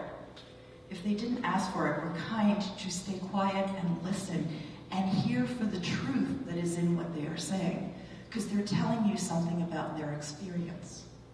And if I'm more interested in hearing your experience than in what I have to say to you, then I've slowed down to the pace of the conversation, and I have the possibility that I could actually be changed by what you say. Alan Alda, you know the actor who used to play Hawkeye in MASH, for those of you who are of my generation, yes? Alan Alda said in his book about communication, as an actor, he had to learn the difference between listening and hearing. Because as an actor, you know what's about to happen in the script. But when you're playing the character, you have to be able to hear it for the first time and see if you're willing to be changed by what you just heard. The actor knows what's going to happen, but the character doesn't. And it taught him as a human being, I now have to be willing to sit across anybody, being willing to be changed by what they say. Now think about what that means for you. I have to be willing. We're back to the vulnerability thing. Suddenly, I can't sit at that table knowing I'm right and you're wrong. Suddenly, I have to open myself to the possibility that what you're saying is going to change me. And if I'm tempted to judge you or to give advice, that's your cue, that's your clue that says, I'm feeling unsafe here. I'm feeling threatened here. So I'm more likely to get on my high horse. I'm more likely not to listen to you if I feel threatened by what you say. But the only reason I'm threatened by what you say is because it's going to take me out of my comfort zone, which is where we're going to find truth, and P.S., it's where we're going to find peace, is outside of our comfort zone. It's not going to be inside of our comfort zone. It's a startling thought, right? Next, please. Be kind and courteous. I was presenting this recently, and somebody said, I'm going to have to put on my glasses for this, but they have this wonderful curriculum for grade sixers. Group discussion norms. Listen respectfully without interrupting, no side conversation. Listen actively and with an ear to understand others' views. Don't just think about what you're going to say while someone else is talking. Avoid repeating what another group member said. Disagree with ideas, not individuals. I'm going to repeat that one because I heard that and I was floored. Disagree with ideas, not individuals. You see, here's the thing. Individuals tend to get really tied up, their identity, with what they believe or what they think. We are not our thoughts. And if somebody disagrees with us, it doesn't mean that we are bad or wrong. But somewhere along the way, we became so identified with our thoughts that we got really lost, and we've lost the ability to listen to each other. Because disagreement has become very personal, as opposed to disagree with ideas, not the individual. I love that. That's grade 6 curriculum in Washington, in Seattle. Brilliant. We need to relearn that, I'm going to say. Next. Honor and respect each other. In Rotary, we have the 4 agreements, which includes, is this fair to everybody, to all concerned? If I'm honoring and I'm respecting you, how could I not listen to you? And if I'm not listening to you, am I honoring and respecting you? That knife cuts both ways.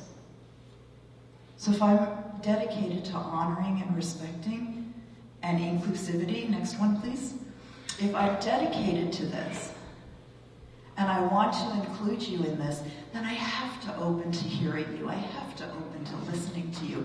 I have to honor and respect you and know that your thought came from somewhere. And if I don't understand how somebody so intelligent could hold that point of view, because let's be honest, that's what we're doing when we're sitting across from someone we disagree with. Now, how is it possible that someone who's so intelligent, that's what you come up with?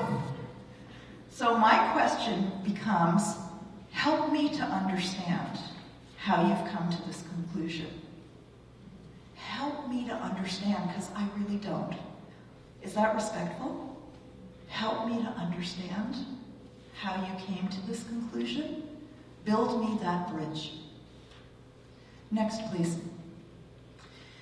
Most of all, trust the process. So let's talk about group process for a second, because group process is, in this group, something is happening, and nobody's got control of it. Not one person has control of it, including the facilitator, including the MC, including the organizers. The train started down the track, and the organizers ever since have been going, okay, so if we change this time to this time and this time to this time, right? Because they need to keep us on track. And yet the reality is there's something sacred happening here, because a clear intention was set by these beautiful women who came together and brought us together, by the gorgeous prayers and the drumming, by everything that has happened. There's an evolution that's happening, and no one person in this room can say, I did that, and no one person in this room is not a part of that creation. So your piece matters. Your part of the conversation matters. So if your habit in a conversation is to sit back and listen, that's lovely. I'm going to invite you to step in and step up. Share with us your point of view. I know it's going to take her. No, I'm not doing it. Not happening. So that becomes a withhold. If every person in this room has a piece of the conversation that's really important, and one person chooses to withhold that, it's like having a puzzle and one piece is not on the table. And maybe that piece is what's going to join this piece and this piece and this piece and make sense of that section. You know? So it's just a different way to think about it. I invite you to just embrace that possibility that your point of view is that important, because it is. Everybody's point of view is that important. And if you're the other side of that, where I talk even when what I'm saying is not for the group, you know who you are? All right, I'll be the one to claim it, right? Sometimes I speak beyond what was helpful for the group. There's an inner voice that lets us know, I just heard something that's important for the group, versus, I just heard something, oh, but wait a minute, that's for me, that's not necessarily for me to share with the group. And if it is for the group, it'll come up later. I don't have to do it right now. So I invite those of you who jump in right away to give a little space to those who don't jump in right away, because we don't want to miss their piece because you're busy in an extended piece that maybe doesn't belong to this puzzle. Does that make sense? It's part of being respectful of the process of the conversation, of the table. There's something that wants to be born here. There's something that wants to be born in this very room here. Right? And so we need to know what our piece of that puzzle is and bring that piece. Next, please. Gratitude. Always, always, always just so grateful. Grateful for being here, grateful for being able to bring my voice to the table, grateful to hear everything that I'm going to hear and that I've already heard throughout the day. Grateful to play my piece and only my piece, recognizing that my piece is just a small piece of a much larger, much more important puzzle. Next, please. You're going to have some facilitators. So to the facilitators, I want you all to know this. A role of a facilitator is this. Next. First and foremost, you need to communicate the group agreements. So you all will be fresh on the group agreements. So when they say it, they won't have to elaborate the way I did. But they're going to remind you. And then their job is to manage the group agreements, which means if somebody suddenly said, well, we all think, they're just going to very gently say, just a reminder, we're going to go to I speak. What does that sound like if you say, I think? And then they'll hand it right back to you, right? So they're just going to manage something that you've already agreed to. They're not going to put any rules into play. Next, please. Maintain safety of the environment, because when we have one person keeping an eye on the agreements, then we don't all have to go. Okay, who's not doing I speak now? I'm listening for it, right? Then we can actually allow them to play that role and we can be fully present in the conversation. Next, please. Ensure all voices are heard. So the really quiet person at the table, not naming any names or looking at anybody, right? They're going to invite you to speak. And sometimes what we do is we give time. We give 2 minutes time to everybody. And the most important 2 minutes is the 2 minutes of silence, because I guarantee you, for the person who doesn't normally speak, 2 minutes of silence, because it's not for them to say anything, in the last 10 seconds they're going to say something that is a mic drop, because they're only, I know I'm seeing it, oh, you're not going to do that to me, are you? Right? But what happens is those people are precious because they bring us to quiet. They bring us to stillness. It's not the mind chatter anymore. We start to hear truth in a different way. They're brilliant. You're brilliant. Yeah. Next. Include all points of view in the conversation. So if nobody is voicing an alternate point of view, the facilitator gets to say, okay, so devil's advocate. What if I believed this? Facilitators, you get to play in that way. Oh my goodness, what fun that is. Next. And you summarize the conversation responsibly. In other words, you don't put words in people's mouth as much as you can. You use their own words so that you're being responsible and you're making sure that you're repeating everything that was said, not just favorite bits. Make sense? Pretty self-explanatory, but we need to be reminded of this, and we need to be reminded we're in a safe space, because once we're in a safe space, then we get to play. Then it's just fun to see what comes forward. Next up, please. So, District 5080, the district I belong to, is the district of Grand Forks. We are very blessed because we're a cross-boundary district, the US and Canada. And so we put together a peace team with the Peace Builder Action Team. Maxine is on the team, and I'm so grateful that you are part of it. Maxine's about to become co-chair, because I'm about to step down as co-chair with Bill Dunwoody. Somebody mentioned Bill Dunwoody is also co-chair of this action team. And together, we actually created the Peace Academy for District 5080, which means we give talks to Rotary groups throughout District 5080 in the US and in Canada. And this talk is one of those talks, right? Next slide, please. So these are the list of talks that we give. If you're an organization that's not Rotary, but you would really love one of these talks, let us know, because, we'll do everything we can to make that happen, including a Zoom call. I do a lot of talks via Zoom. And I'm just one of a whole group of people who are speakers for this academy. Next slide, please. So, questions? Go ahead. Next. Any questions for me?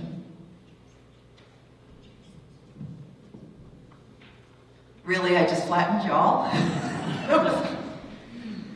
Okay. Okay. Well, then I have a question for you. Go ahead. What conversation is calling you right now? Obviously, it has to do with peace, because that's what we're all here to do. But what is it about peace that's calling to you right now? What is it you need to put your words to? That's the key question. Next slide, please. Thanks, everyone.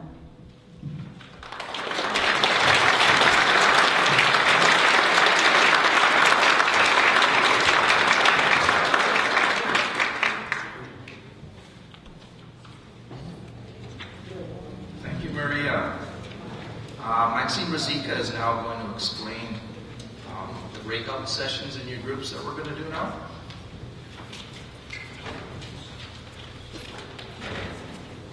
Thank you, Murray. And just so that everybody's really clear, Murray has actually been with the group of the other 9 collaborators that are women, so we're not all women. So thank you, Murray. Could we give Murray a big hand?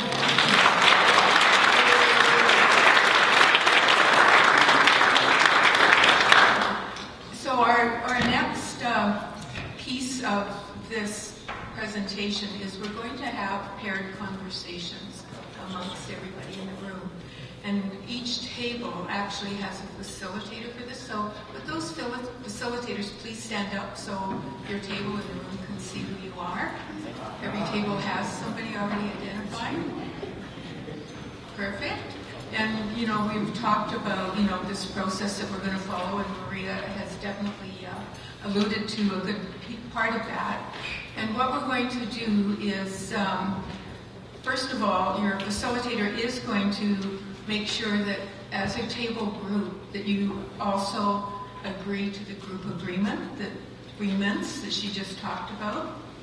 And then she's going to also ask if you have any additional agreements that didn't come up in this presentation that you want addressed. And then everybody needs to put a thumbs up or a hand up saying, yes, I agree to that group agreement. Then the facilitator is going to put you into pairs at your table. And they're going to do that not by you choosing who your pair is. It's going to be through a number 1, 2, 3, 4, 5, 1, 2, 3, 4, 5. 2 1s are together, the 2 2s are together, 2 3s, 2 4s, etc. And some tables may have 3 people in one group. So your facilitator is going to actually maintain the safety of the environment as you guys choose your topic that you're going to talk about, keeping in mind those agreements and some of those very powerful different kinds of attributes in having healthy conversations. You're going to practice that with your partner. And what you're going to do is you're all going to receive a piece of paper like this from your facilitator. It's got a summary of what those group agreements are on it, just to remind you. And on the back side, it's got a number of potential topics that you and your pair can choose from, but it's not limited to that. You can choose whatever topic you want. But we don't want you to spend a lot of time choosing a topic, because it's not about the topic, it's about the process that you're going to follow in terms of having this conversation. And at the end of that conversation, and I'll give you time, when you're left with just 2 minutes for the conversation, I'll say 2 minutes more. We're going to be having about 15 or 16 minutes in total for that conversation, so you get a taste of using those different attributes and group agreements. And then after that, we're going to ask you to sit quiet for a couple of minutes, and you're going to think about what role does healthy conversation play in the vision for the globe, our community, and in ourselves. And also you might want to think about in what way has my thinking been broadened or changed in having that conversation. And then there will be a table report out, because your group has agreed to your group agreements. This room hasn't agreed to the whole. So we're not going to do a whole room report out, but your tables will be doing a report out. So we'll kind of keep you flowing along in this process. And at this point, we're going to turn it over to your facilitators, and they're going to make sure that you actually agree to your group agreements, and then they're going to pair you off, and then you're going to begin your conversations. Any questions? Yeah.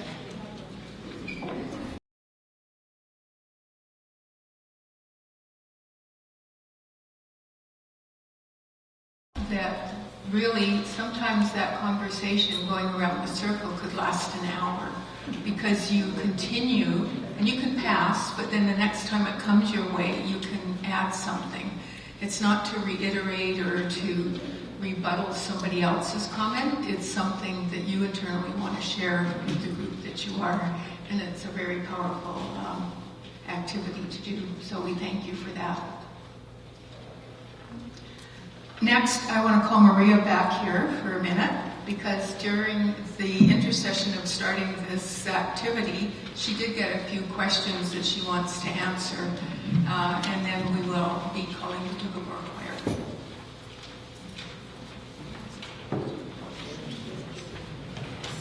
Actually, it's just one question that I thought was really important, and I'm guessing it probably will affect more than just the person who asked me. The question was this: if you are a quiet person, and all of you who talk a lot, I encourage you to really hear this question. If you are a quiet person in a group where there are a lot of people who talk a lot, and you do have something to say, but you can't stop them, what do you do?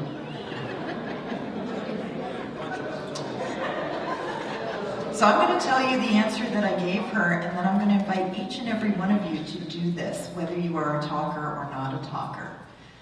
I said to her, is there one of the talkers that tends to be the leader of the group? Because let's face it, the talkers tend to be the leaders, right? Is there somebody who says, now wait a minute, and then everybody gets quiet? Because that's the person you want to go to. If you don't speak a lot, that's the person you want to go to, and you want to say, do me a favor. I actually do have things to share here. So every now and then, could you just kind of get everybody to stop and say, hang on a second. Everybody take a breath. Is there anybody who has something they'd like to share? So that you get the speaker to stop and slow down the conversation to your pace. And just ask them to do it every now and then if you don't have anything to share, you don't need to. But if you do, it's made space and grace for you. Do you think we could do that? Can we make that an agreement when we're with groups that we could start doing that? Yeah, I see the thumbs up. I'm seeing the ladies who before went, "You're not going to make me speak." And by the way, I saw you with the feather. I was doing the happy dance up here. Yeah, absolutely. So I wanted to share one last thing with you as the president of Waterton Glacier International Peace Park Association. Every year at the end of our September assembly, we do the Peace Pledge. It's the Hands Across the Border Pledge, where we put down an imaginary border and we get the Canadians on one side and the Americans on the other side and anybody else who wants to go on whatever side they want to sit or stand across from somebody, take their hand, look them in the eye, and say the following pledge. So I'm going to say the pledge, and I'm going to invite you to look at somebody across the table from you and just hear the words that I'm going to say. I'm not going to ask you to actually say them out loud because you've never heard them before and you haven't had a chance to read it. But I'm going to invite you to just look in somebody else's eyes as you hear these words. In the name of all we hold sacred, we will not take up arms against each other. We will work for peace, maintain liberty, strive for freedom, and demand equal opportunities for all. May the long existing peace between our nations stimulate other people to follow this example. If you want a copy of it, I have a couple of cards. I don't have a lot. Yes, I'm happy to give you a copy. And you can also go to the website and get the pledge there. I hope you'll join us in Waterton and take the pledge with us on, what is it, September 24th, Bill? I think the last day, on Sunday the 24th. Thanks, everyone. Yes.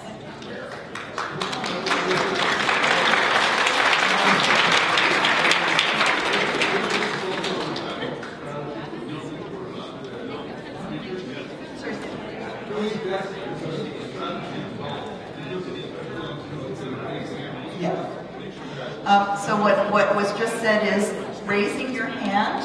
If you're not comfortable, raising your hand is a really effective strategy to get everybody to get quiet. Sometimes that's a little hard to do if everybody's going a lot, but that's a great suggestion. Thank you.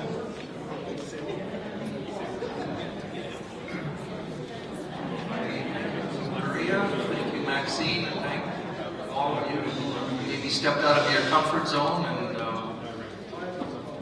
did the exercise. The Doukhobor Choir has been very patiently waiting and seeing we're in this beautiful USCC Doukhobor Center. Must have a choir sing, so they're going to come up now. You have a few words to say, Laura? Yeah, Laura's going to say a few words while the choir comes up. Does Laura sound loud? I can speak loud enough of the microphone.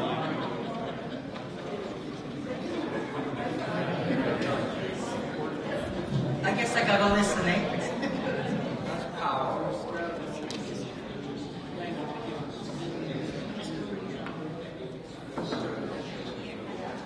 Good afternoon, brothers and sisters. Here we are, the Doukhobor Community Choir, sharing one aspect of our path to peace. The Doukhobor people started walking along this path about 3.5 centuries ago.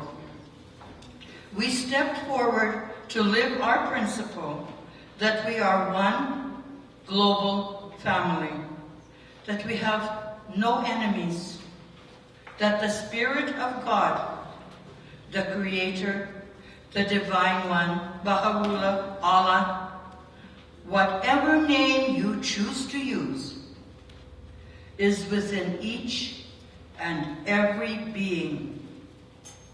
Therefore, harming anyone, any creature, any part of Mother Earth violates our spirit, the spirit of all creation and the natural world. Today, we share 2 hymns with you. The words in Russian and English will be on the screen. So if you are moved to sing with us, please do. Sing from wherever you are, or come stand with us, for we welcome every voice. The more voices that are raised in our mission to live and breathe peace daily, the dream of peaceful living will become reality.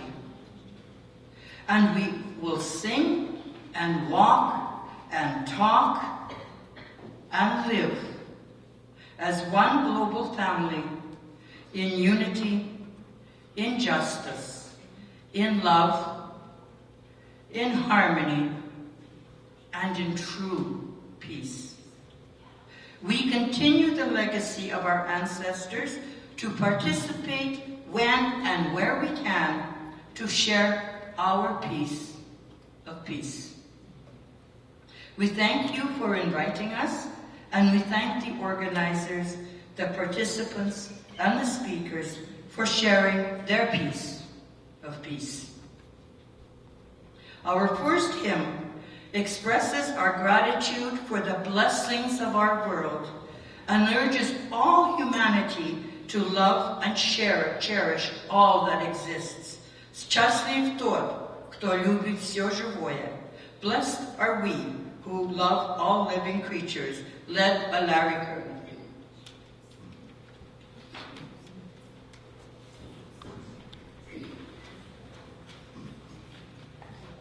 Счастлив тот, кто любит все живое, жизни всей трепещущий поток, для кого в природе все родное, человеки, птица и цветок, для кого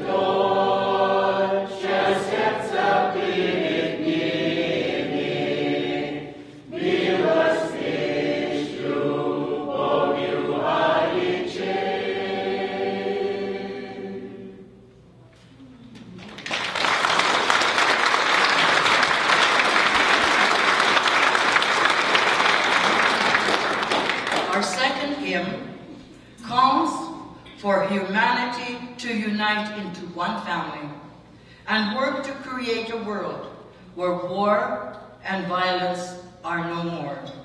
Bratskay Soyuz, nasz deviz boyevой. Brotherly unity is our motto and motivates us.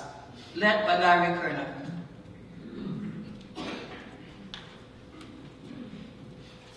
Bratský sojuз, náš deviz boyevой. В нашей борьбе против тьмы мировой. Один за всех и все за одного. Братский союз сильнее всего забочье дело. Свободно, смело, сольемся все единый строй непобедимый, несокрушимый, объединенною семьей непобедимой, несокрушимой, объединенною семьей. Всякий рабочий, матрос и солдат, вся, кто под лёдом, есть друг наш и брат. Один за всех и все за одного. Братский союз сильнее всего забочье дело.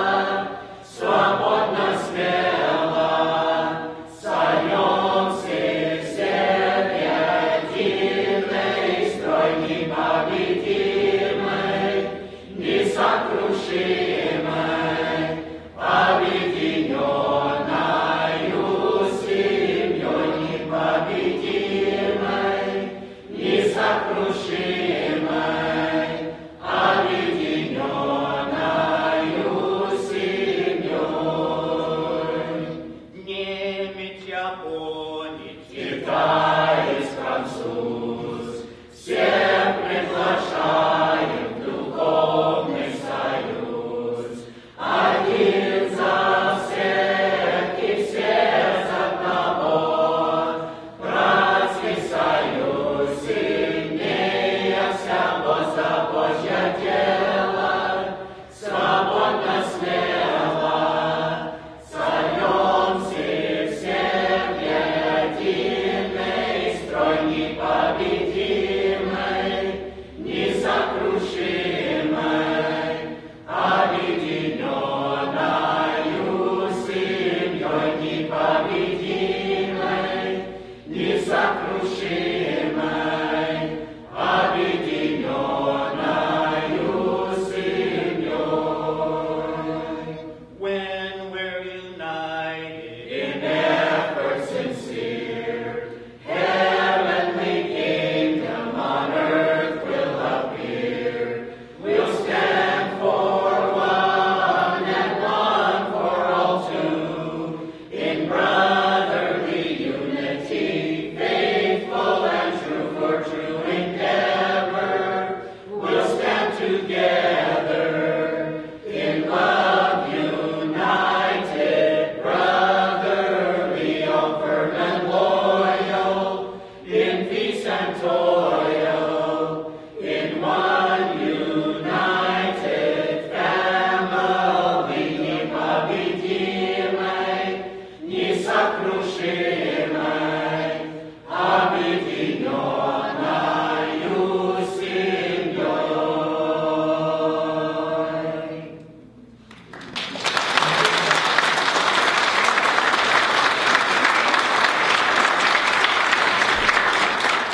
Thank you for your attention.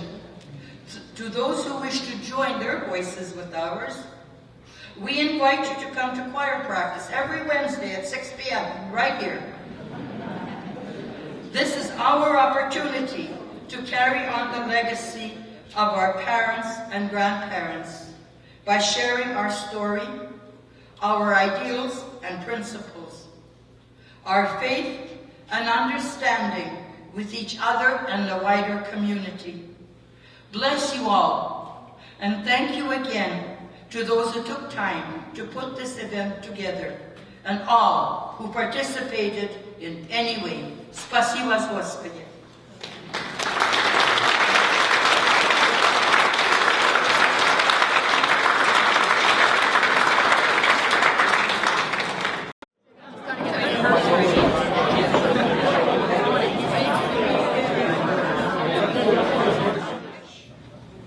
Welcome to our kitchen and dining room. The Grand Forks USCC ladies and friends are happy to host your luncheon today. When we sent out an email for volunteers, 40 women and our Sam picked up their hands, and for the past 4 days, we have been really busy beavers. We even have our 2 Lindas who traveled over the hill from Castlegar to help us because they enjoyed it last year. We would like to thank all the volunteers, for we know many hands make light work. We also thank our Indigenous friends for the Bannock that we are serving today with our Borscht. It's a first for us. So Bannock, Borscht, and organic apple pirashki are your lunch for today. We hope you enjoy your meal. Thank you.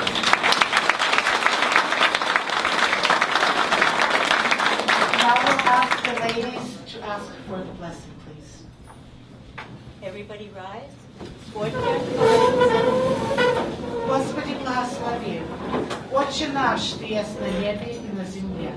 Да светится имя Твое, да придет царствие Твое, да будет воля Твоя, яко на небе, так и на земле. Хлеб наш насущный дай нам на сей день, и прости нам грехи наши, и мы будем прощать обижающих нас.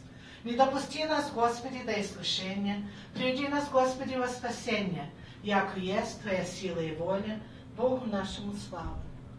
Отче всех, на Тебя, Господи, уповаем. Ты даешь нам пищу во благое время. Отверзаешь святую руку свою и исполняешь всякое душевное благоволение. Помяни, Господи, всех отошедших в вечную жизнь, а нас сохрани, Господи, во всем благополучном. На всем месте поклоняемся Отцу, Сыну и Святому Духу. Христос воскрес! Воистину Христос воскрес! Enjoy your meal. Звольте кушать.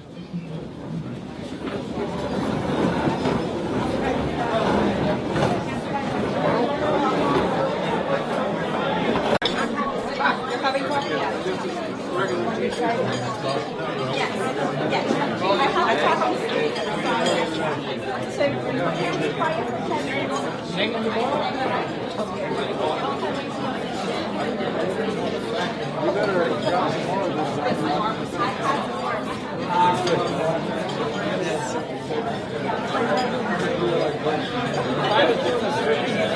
Come on.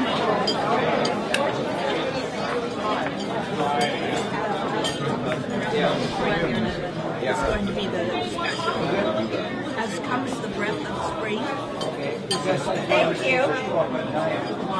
Thank you. Shut up, are you? Oh, I'm supposed to shut up. Thank you. Thank you so much.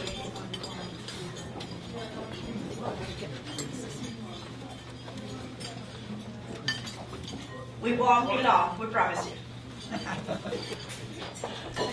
Well, thank you.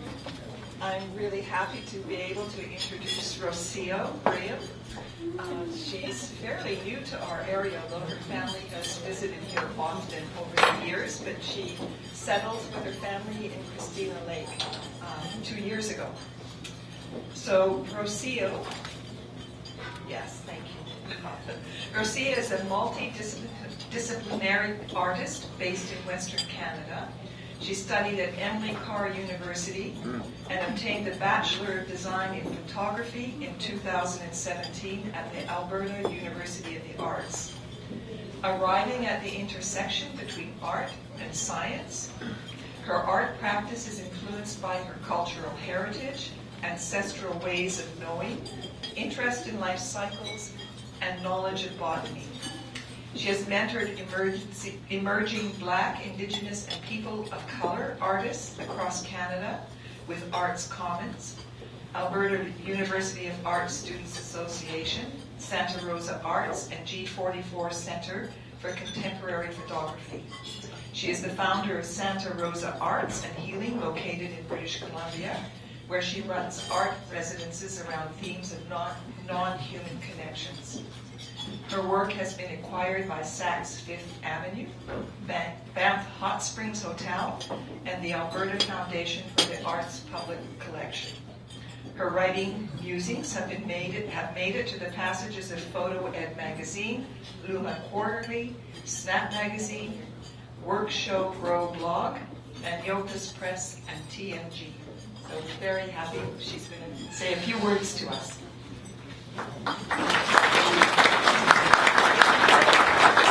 Thank you. First of all, I was really thunderstruck by Maria's talk, and I had an aha moment. And I want to thank her for doing that for me, because she gave me permission to take space. I was like terrified to talk to you during lunchtime. It's like, you don't try to get a bone from a dog, right? Never do that. And I was like, uh-oh, we're going to do this. But she said something that it really resonated, and I was like, you know what? I'm going to run with that. So thank you, Maria. And in that, I want to thank you for honoring and respecting my humanity by hearing me and paying attention for the 5-7 minutes that I'm going to be talking to you and for what I have to say. And I promise you, it will be short. So I want to quote, where's my quote? I'm just winging it because my presentation is upstairs. So bear with you. Oh, I don't have it, but it's a quote by the Dalai Lama. But it's a quote that it really resonates in what I do as an artist and as a community activator. And the quote goes along the lines that we don't need more extraordinary people doing extraordinary things. We don't need heroes. We don't need those people that come and tell us all about, what we should do or how we should live. We don't need those extraordinary people. What we need is ordinary people. We need the healers. We need the community activators. We need the volunteers. We need the soft voices that send shockwaves into the community. Because those are the ones that they are going to change our world. And I agree with that. And when I read that quote years ago, I was like, yes, that's my permission to be one of those healers, to be one of those community activators that go to spaces and sees who is not at the table. So as a community activator, as a community artist, I'm always seeking who is not at the table. And my job as an artist is to bring those conversations through art, to have those conversations of how do we bring those people to the table. So today I want you to think, when we talk about peace and we talk about world peace, I always want to remind people of the power of one. And the agency that we have, and the responsibility that we have to be those agents of change. And everything starts with us. And it starts with a very small action, a small commitment. The project that I started today, that I was very privileged to be invited. And yes, I was the one that I was like, maybe. At the beginning, I was the one. I was very hesitant. And I was hesitant because I like to go into a space and give it my very best. And I wasn't sure that I was going to be able to have the capacity to hold a space for this group. But then I thought, Rocio, this is not about you. This is not about your ego. This is not about having a perfect art project. This is not about you. This is about a larger conversation and how you can serve your community. And then I had to wrap up my little ego, put it in a little envelope, and say, okay, I'll attend to you later. So here I am. Thank you. So the project that I want to introduce to you today, and that we're going to be working later, is a very simple project, but very powerful. And it demonstrates the power of one. And this is inspired by an international call from a collective in Kiev. They did a call to all the artists of the world, and they say, we want to send messages of peace, hope, and trust that there will be days that they're brighter. We want to remind people that there are people all over the world that we all united into one voice. Without being, this is not about politics. This is about just humans showing others that I care, that I see you. So this collective started asking people to create banners all over the world with messages of love, messages of care, just to make the cities more lively and beautiful. When I saw that, there were over 350 artists had responded to that call. But by the time I figured it out, I was too late for the vote, right? I couldn't do anything to send it on time. So when I was invited to the peace conference, I was like, we can do something, for out there in another world, but we can do it for our community. So what I want to invite you today is that I want us to work into a banner that I'm going to show you later. It's just a triangle, very simple triangle, and we're going to use collage and paint. And I'm not seeking for the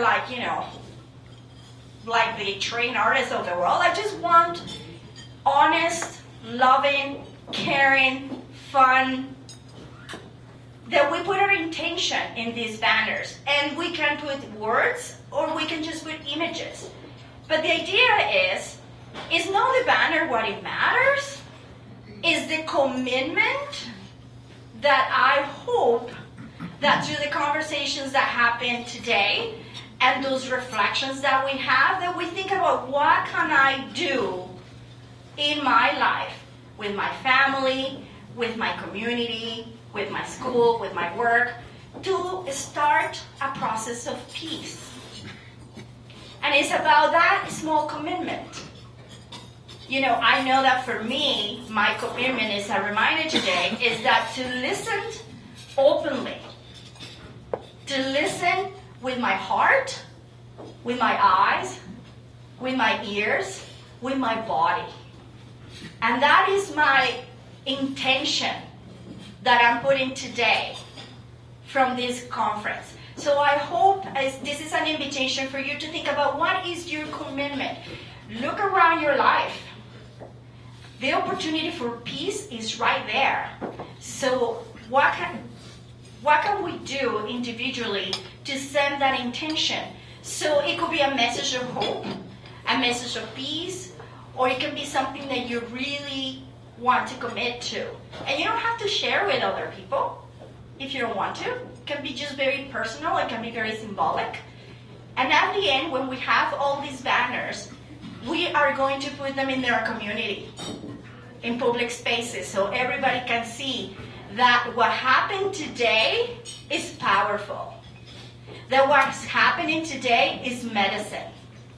And that we are committed to start the process and the conversation of peace here in Grand Forks. So thank you so much for listening to me, and now let's get back to our borscht.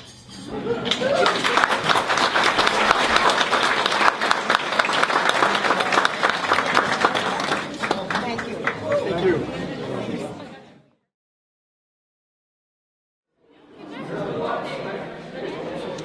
You know what? I only have I even one just to be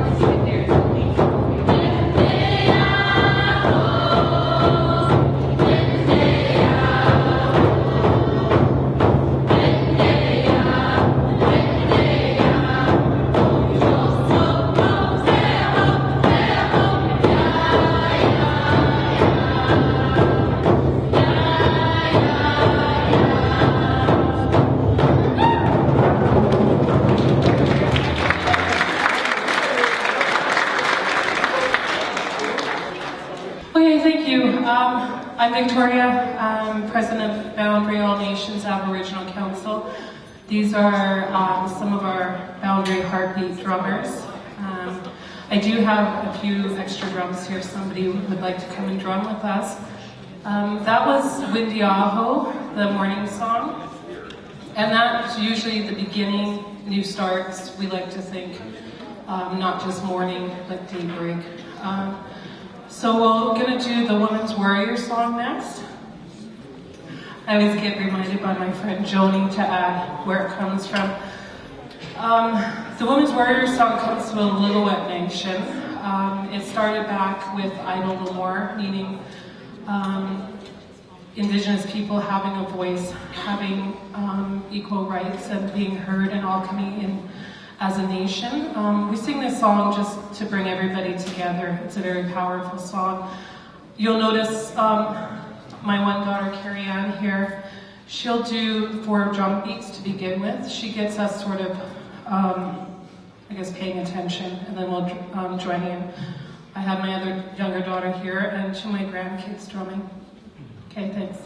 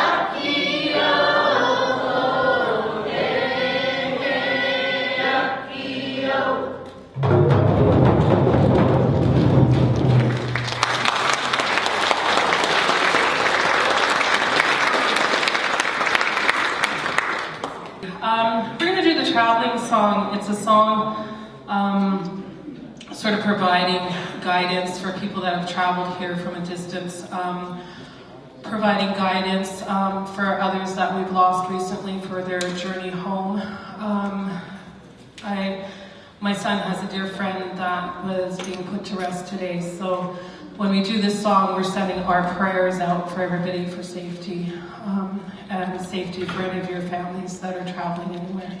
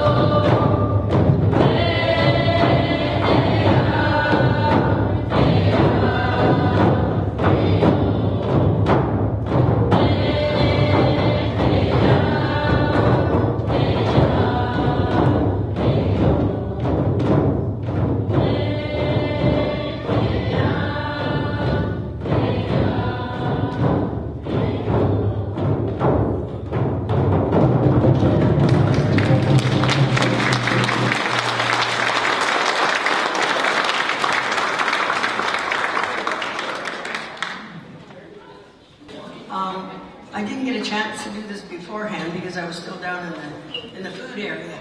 I'd like to present this to Victoria on behalf of Boundary All Nations Aboriginal Council.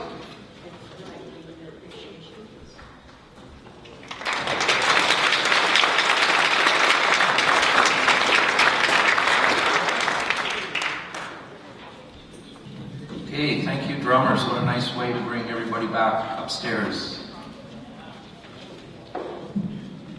We're not going to be breaking into groups again, I don't think. So if you'd rather sit somewhere else, or if you didn't like the people, let me sit.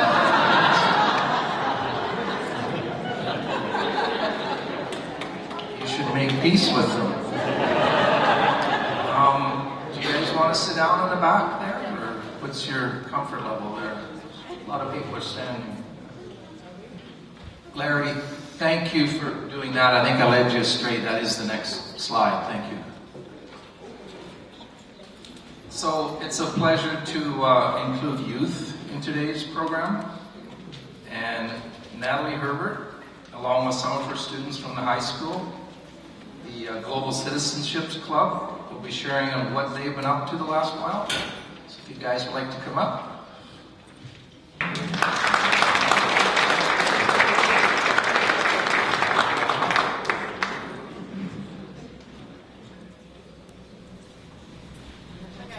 Hi, I'm Natalie, obviously, and this is Miss Mary.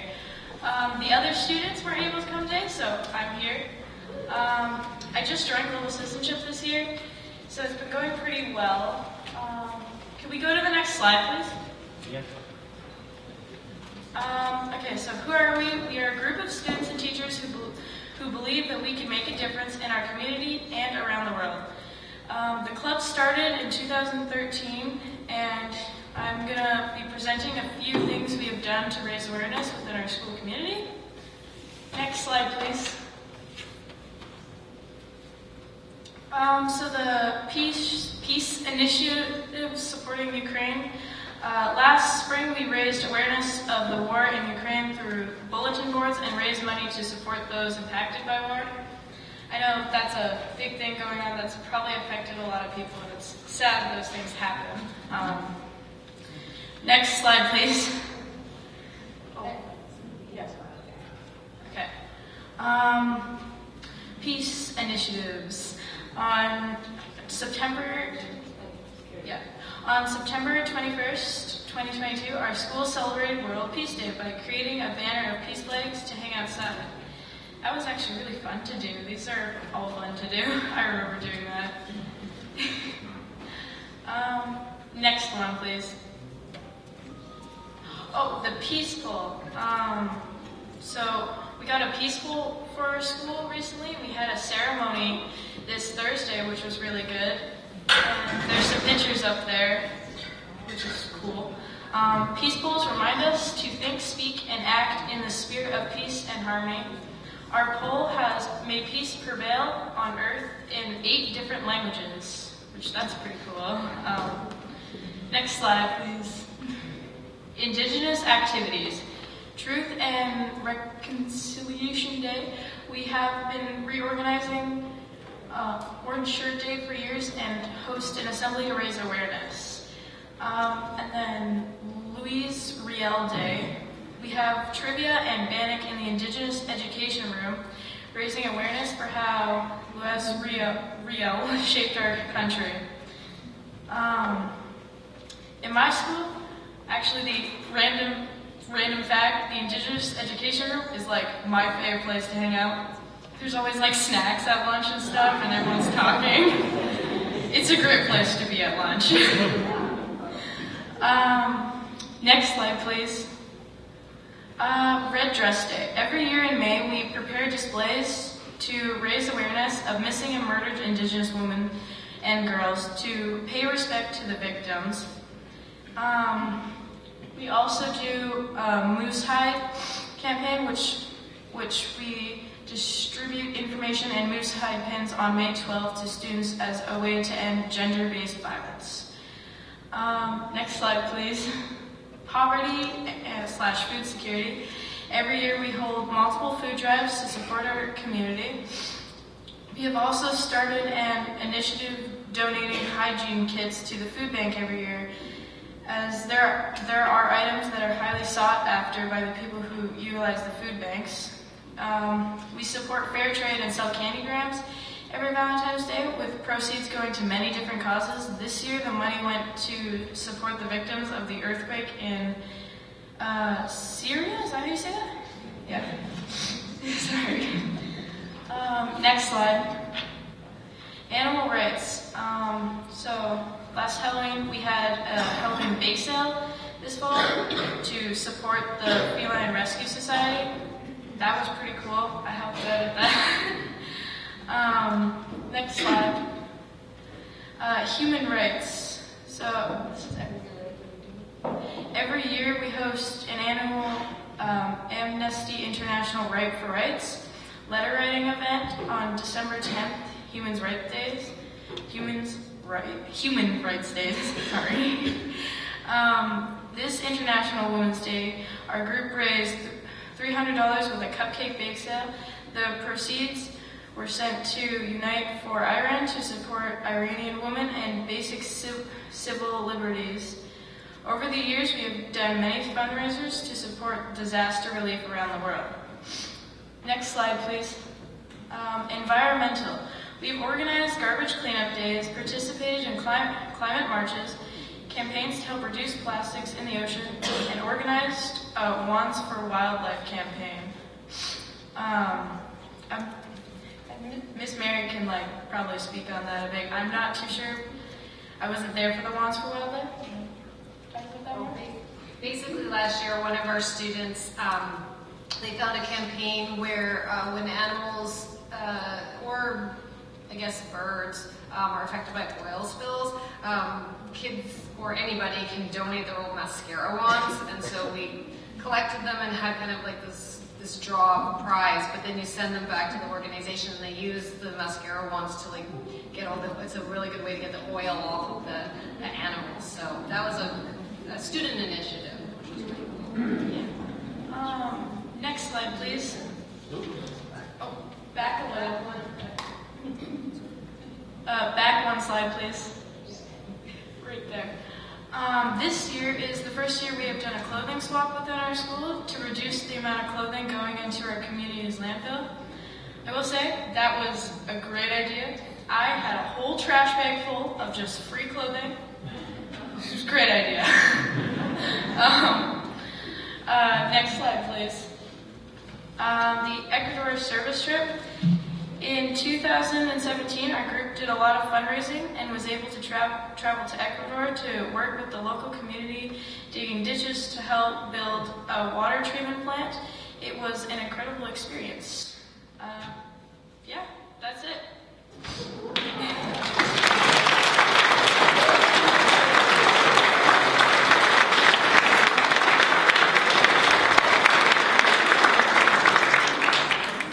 I would just like to say one more thing. Natalie is a new member this year, but as you can see from all the photos she was actually in, she's done so many things and been one of our most committed members over the year. And I also want to say I'm particularly impressed with the fact that she was on the committee to help plan this whole event. It's not always easy to get youth to come out for something like this, even with the other members who do believe in peace and do these initiatives. I mean, one thing or another, it's sports or their parents are going to town or, that, but to actually commit for such a long period of time to out of weekend meetings and so on. For high school kids who are really busy, that's extremely remarkable. And as Miss Archer at the back would contest to, Natalie and another girl, Kenna McGregor, really stepped up with the Peace Pole initiative. And you couldn't maybe see, but if any of you ever go past, it's at the back of the high school. It's a beautiful peace pole, but not only just that, but there's a whole, Lime Creek, they donated these big stones, and there's a whole area, and then we have our peace flags there. It's just such an awesome spot, and Natalie was a really big part of that. So I think we should give her another big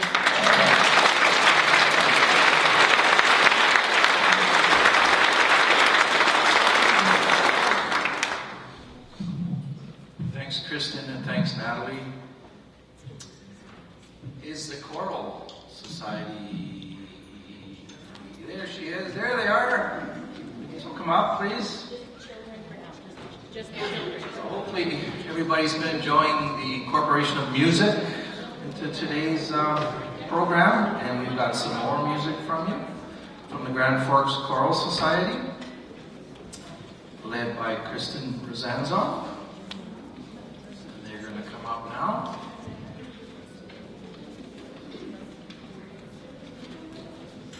The peace pole at the high school is on the east side of the high school. If you get a chance to drive by the high school and go to the east side, go have a look. As Kristen said, it's a really nice plot they created there. Do you want to say anything?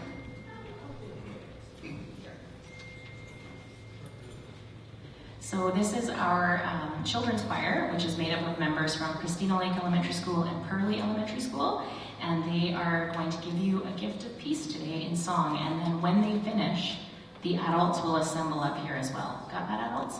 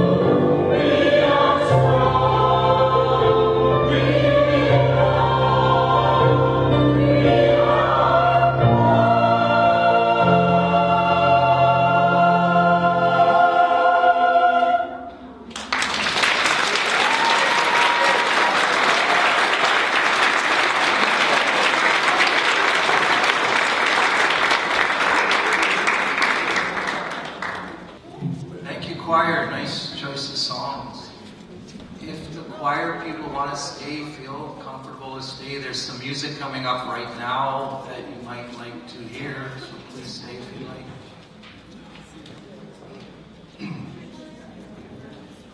So we have some very special music for you today from Caroline McKay.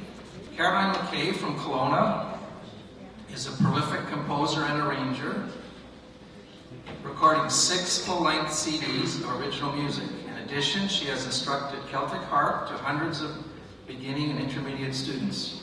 Caroline has performed in a multitude of venues, from great concert halls, cathedrals and festivals, to intimate house concerts, galleries and chapels. Her tours have taken her through Canada, US, England, Switzerland, and New Zealand.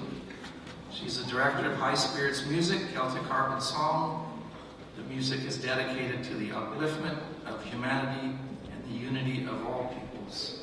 So very appropriate for today. Thank you.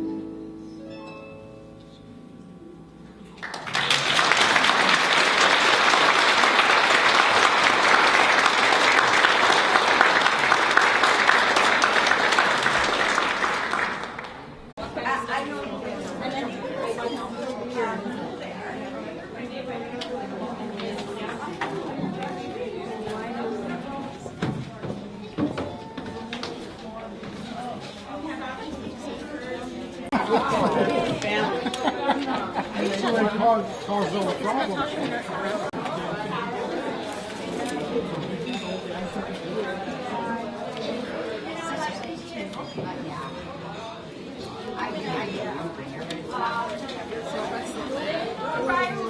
I think you just grab whatever you want to put on the other side.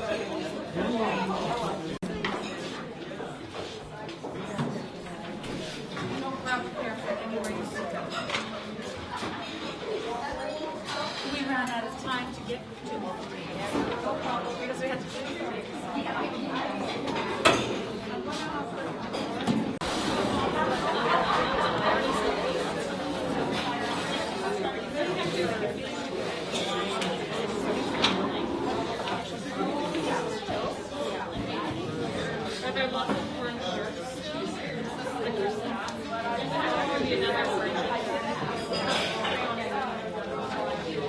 And then you can purchase now.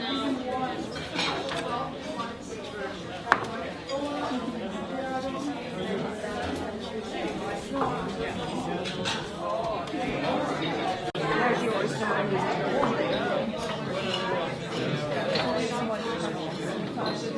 And you do more than one flag over. Everybody gets a puzzle piece. It's a sticker. Anybody gets yours? Learn about yourself. Sure, nice watching you sing up there,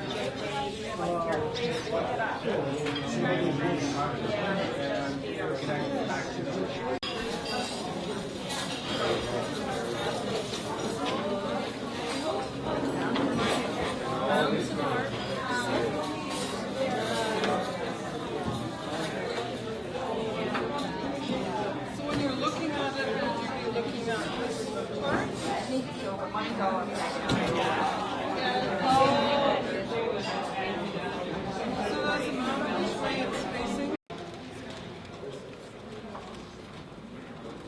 So we're just going to have a few final comments and events here, and Maxine's going to just summarize what happened with the art project. Okay, so this aspect of our program is very short and sweet, but what we're asking, if anybody wants to share their aha or their piece of peace, and with the rest of us, this is just a very short reflection or a couple of announcements if you have that. And so is there anybody here that wants to do that before we move on to the next piece? Okay, Laura? I would like to make an announcement. Okay.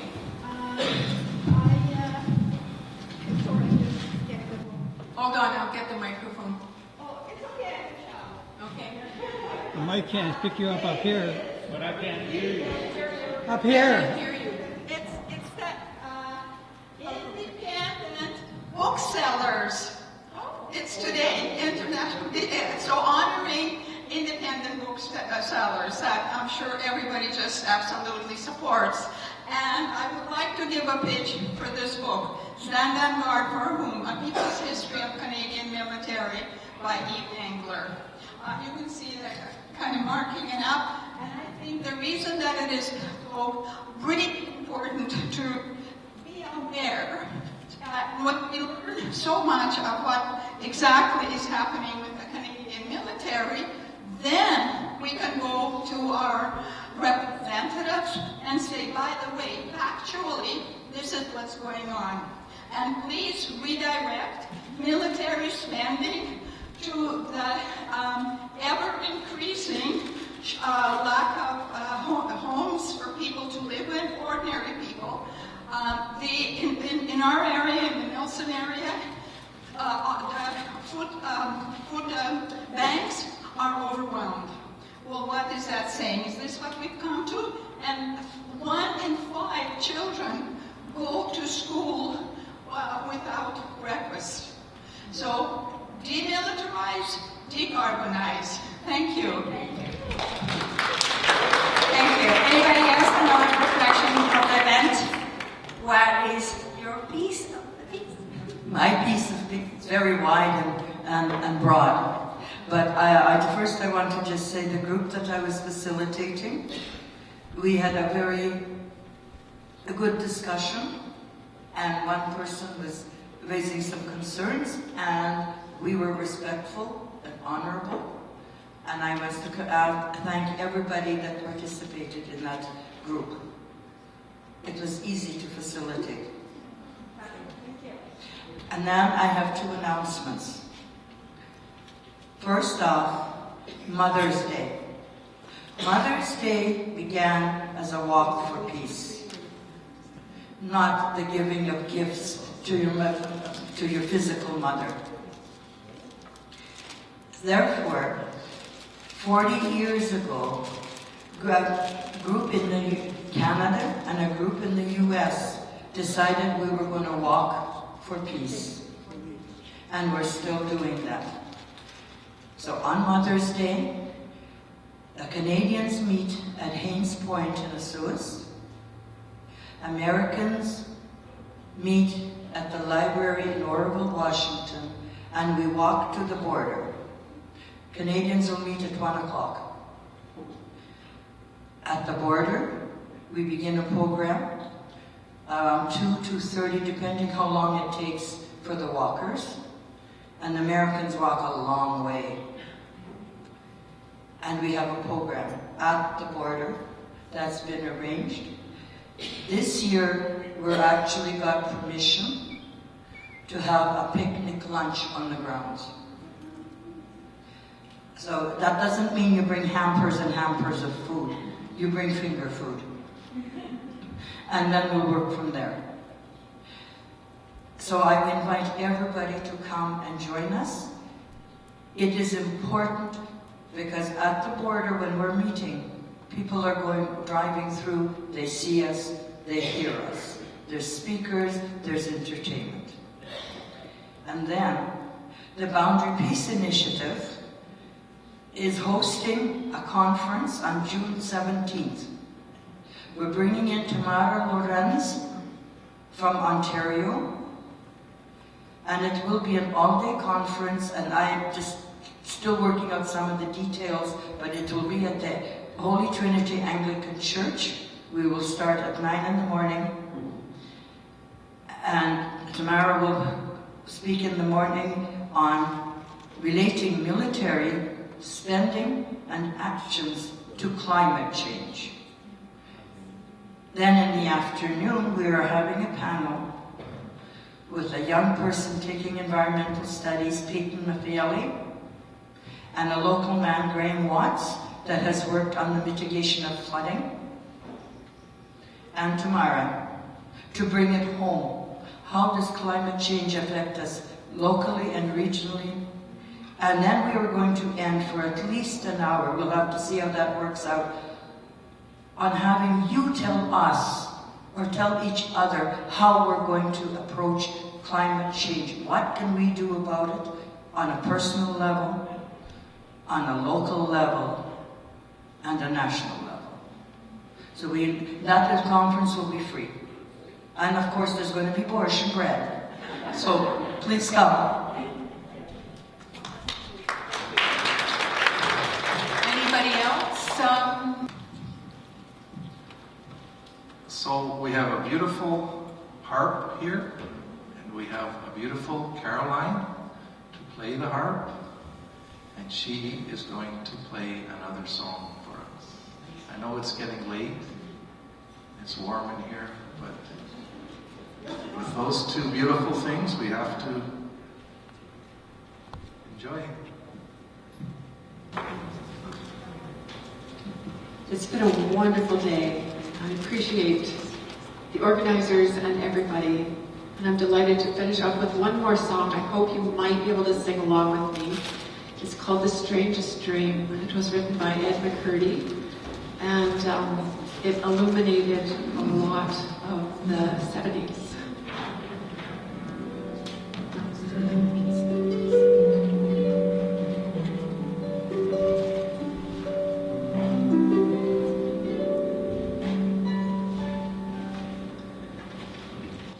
Last night I had the strangest dream I'd ever dreamed before.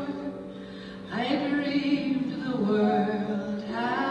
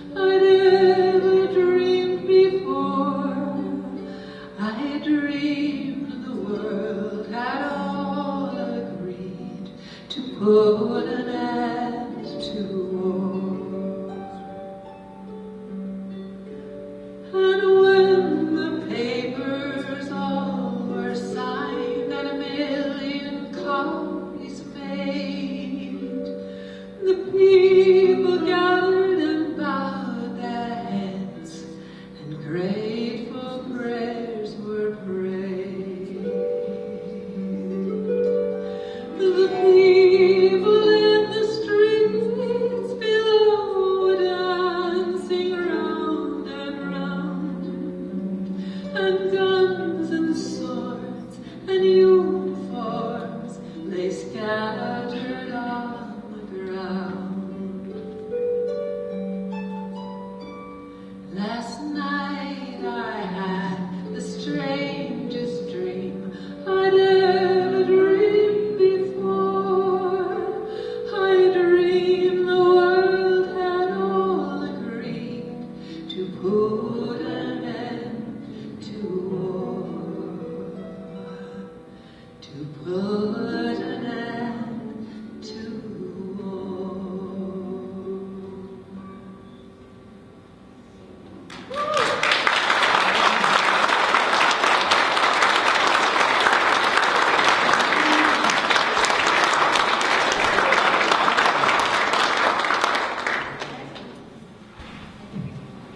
Thank you, Caroline. So Maxine's going to thank some people and summarize what happened today. Before she does that, I know she's not going to thank herself. So I'm going to thank Maxine on behalf of everybody else who worked with her. She put in a lot of work, like 200 days.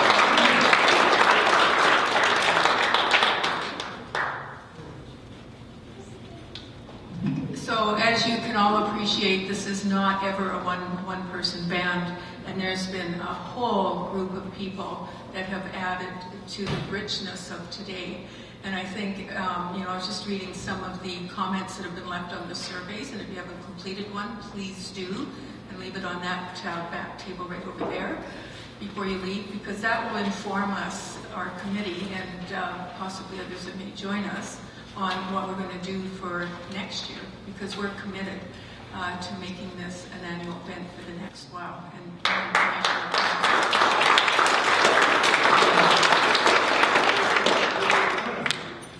So, I know you're going home with all kinds of thoughts, many different levels, and some of it is just how much you really enjoyed the drumming and the music and the sharing our very special keynote speakers, with David Langness and Maria Kliavkoff, and of course with Rocio Graham and the wonderful art project that you all stayed to complete something in. And I think at this point we are going to call all three of them forward, and we'll have their presenters, Linda and Shelley and Dawn. Please come and make a special thank you to each of them.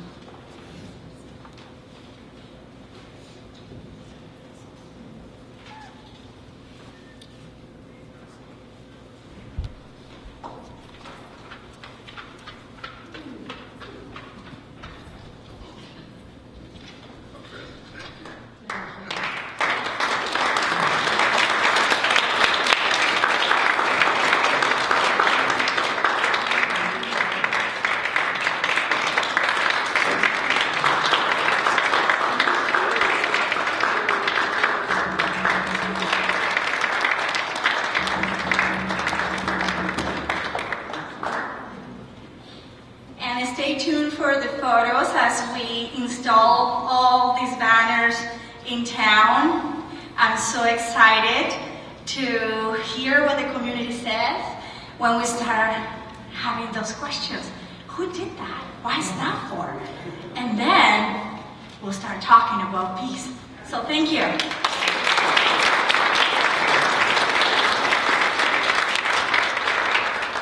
So we also want to express our heartfelt appreciation to the following for their generous support of time and or resources. The Carolyn McKay, thank you. We appreciate that uplifting music. It was just so tremendous.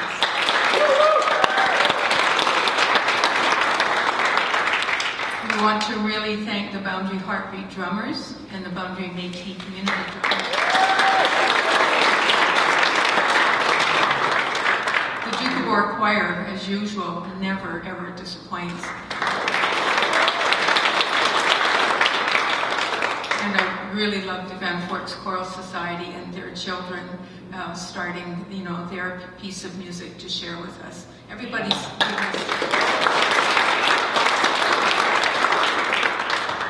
And of course, the Boundary Aboriginal All Nations Council, they did all kinds of things to support from the Bannock that you had. You had the fry bread and the Bannock to have with your borscht today. That was thanks to them.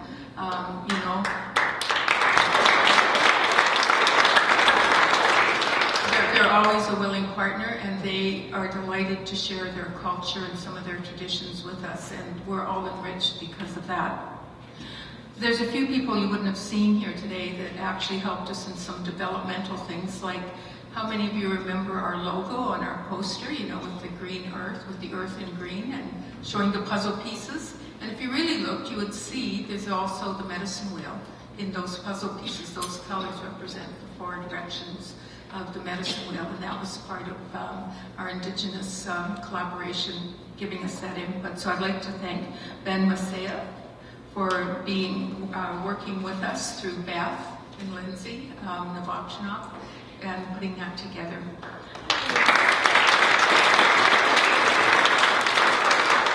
And then just so quickly here, we want to thank Dana Novotny from Classic Design Studio for some short work she did with us, Mike Semenoff, Stephanie Slatlashaw, Lindsay, of course, Novokshonoff, Juggernaut Coffee. So the coffee you had today was donated by Juggernaut Coffee.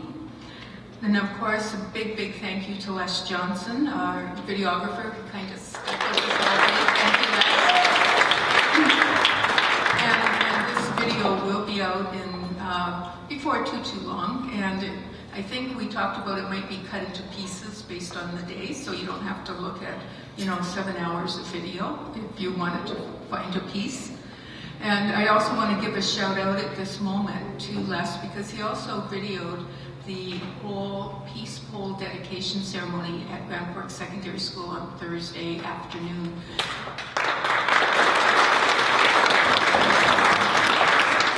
So even though you couldn't be there, you're going to see, the tremendous job and listen to a few of the speakers and the students. They did an incredible job. And if you're ever kind of driving by and you have a couple minutes, turn down 12th Street, which is kind of takes you behind the gym, at the high school there. And the secondary school is making a student place, a place for gathering. And this peace pole sits very prominently within that space. It's just gorgeous. We'd like to also thank Victoria and Joan, who did make the Bannock, Donna Semenoff, and all of their wonderful volunteer borscht and fruit tart makers, and for serving us in such a delightful way lunchtime.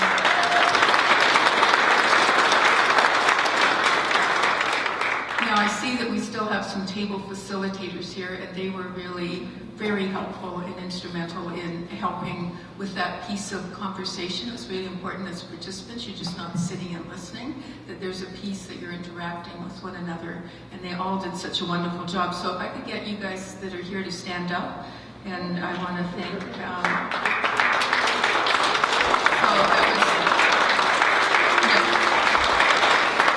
Natasha, Jackie, Laura, Shelley, Liz, Kristen, Lori, Caroline, Randine, Jeannie, Vicky, and Elizabeth. Much appreciated. And of course, we want to thank the Grand Forks Secondary School Global Citizenship Club and the Boundary All Nations Council, the Doukhobor Community Boundary Peace Initiative, the Baha'i Community, and the Rotary Club of Grand Forks.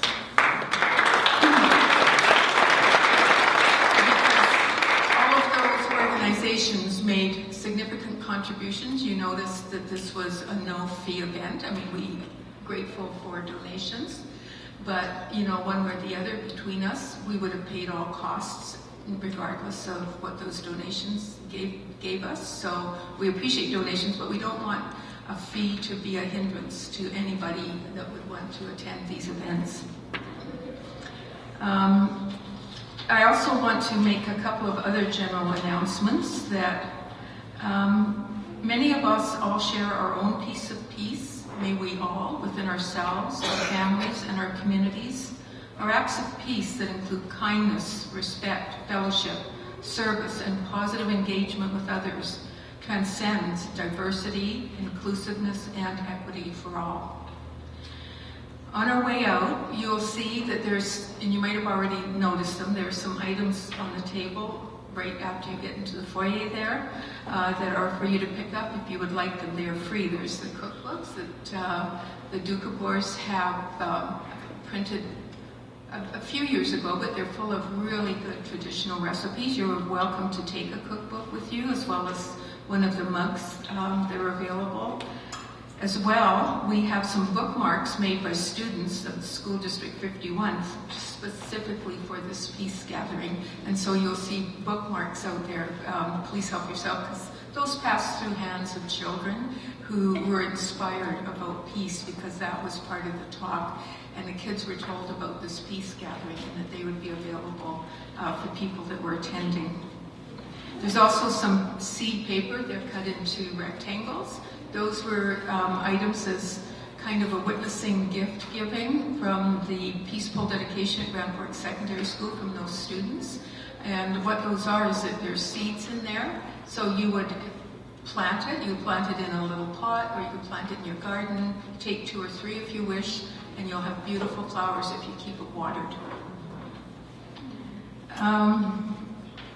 Please make sure you complete and leave that short survey form that we distributed, when you signed in. And lastly, we do have, it's not lastly. Next, we have to thank all of you who made time today to gather together in an act of peace. And may your hearts and your minds be filled with possibilities as you leave here today. And finally, Victoria Runge is somewhere there. And there you are, Victoria. And what we're going to do is gather down there, kind of where Beth is sitting. And she's asked that Natalie Herbert, Joni Holmes, Shelley Grandy, Liz Archer, Laura Savinkoff, Linda Wilkinson, Beth Novokshonoff, Natasha Knox, Mary Knox, and of course myself. And they have a bit of a presentation that they want to make. Victoria will be making. Yep, so let's head down that way where Beth is.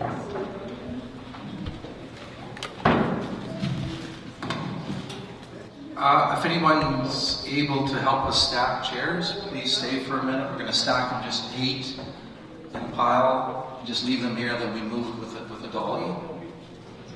And actually, I'm really good for this because, at our Peace Pole dedication, I missed actually calling John Colclough, and Rotary was a big sponsor to the Peace Pole.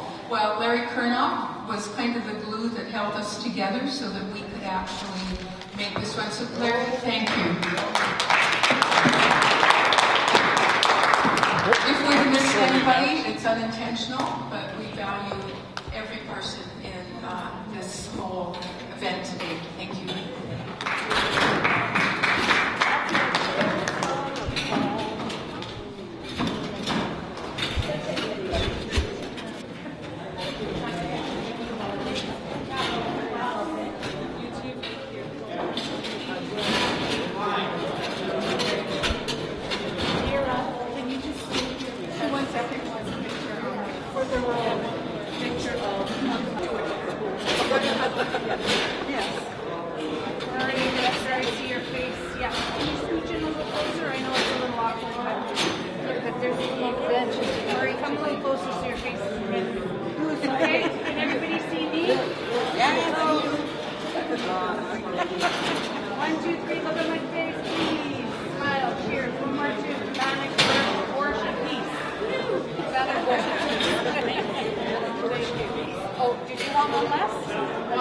I got you.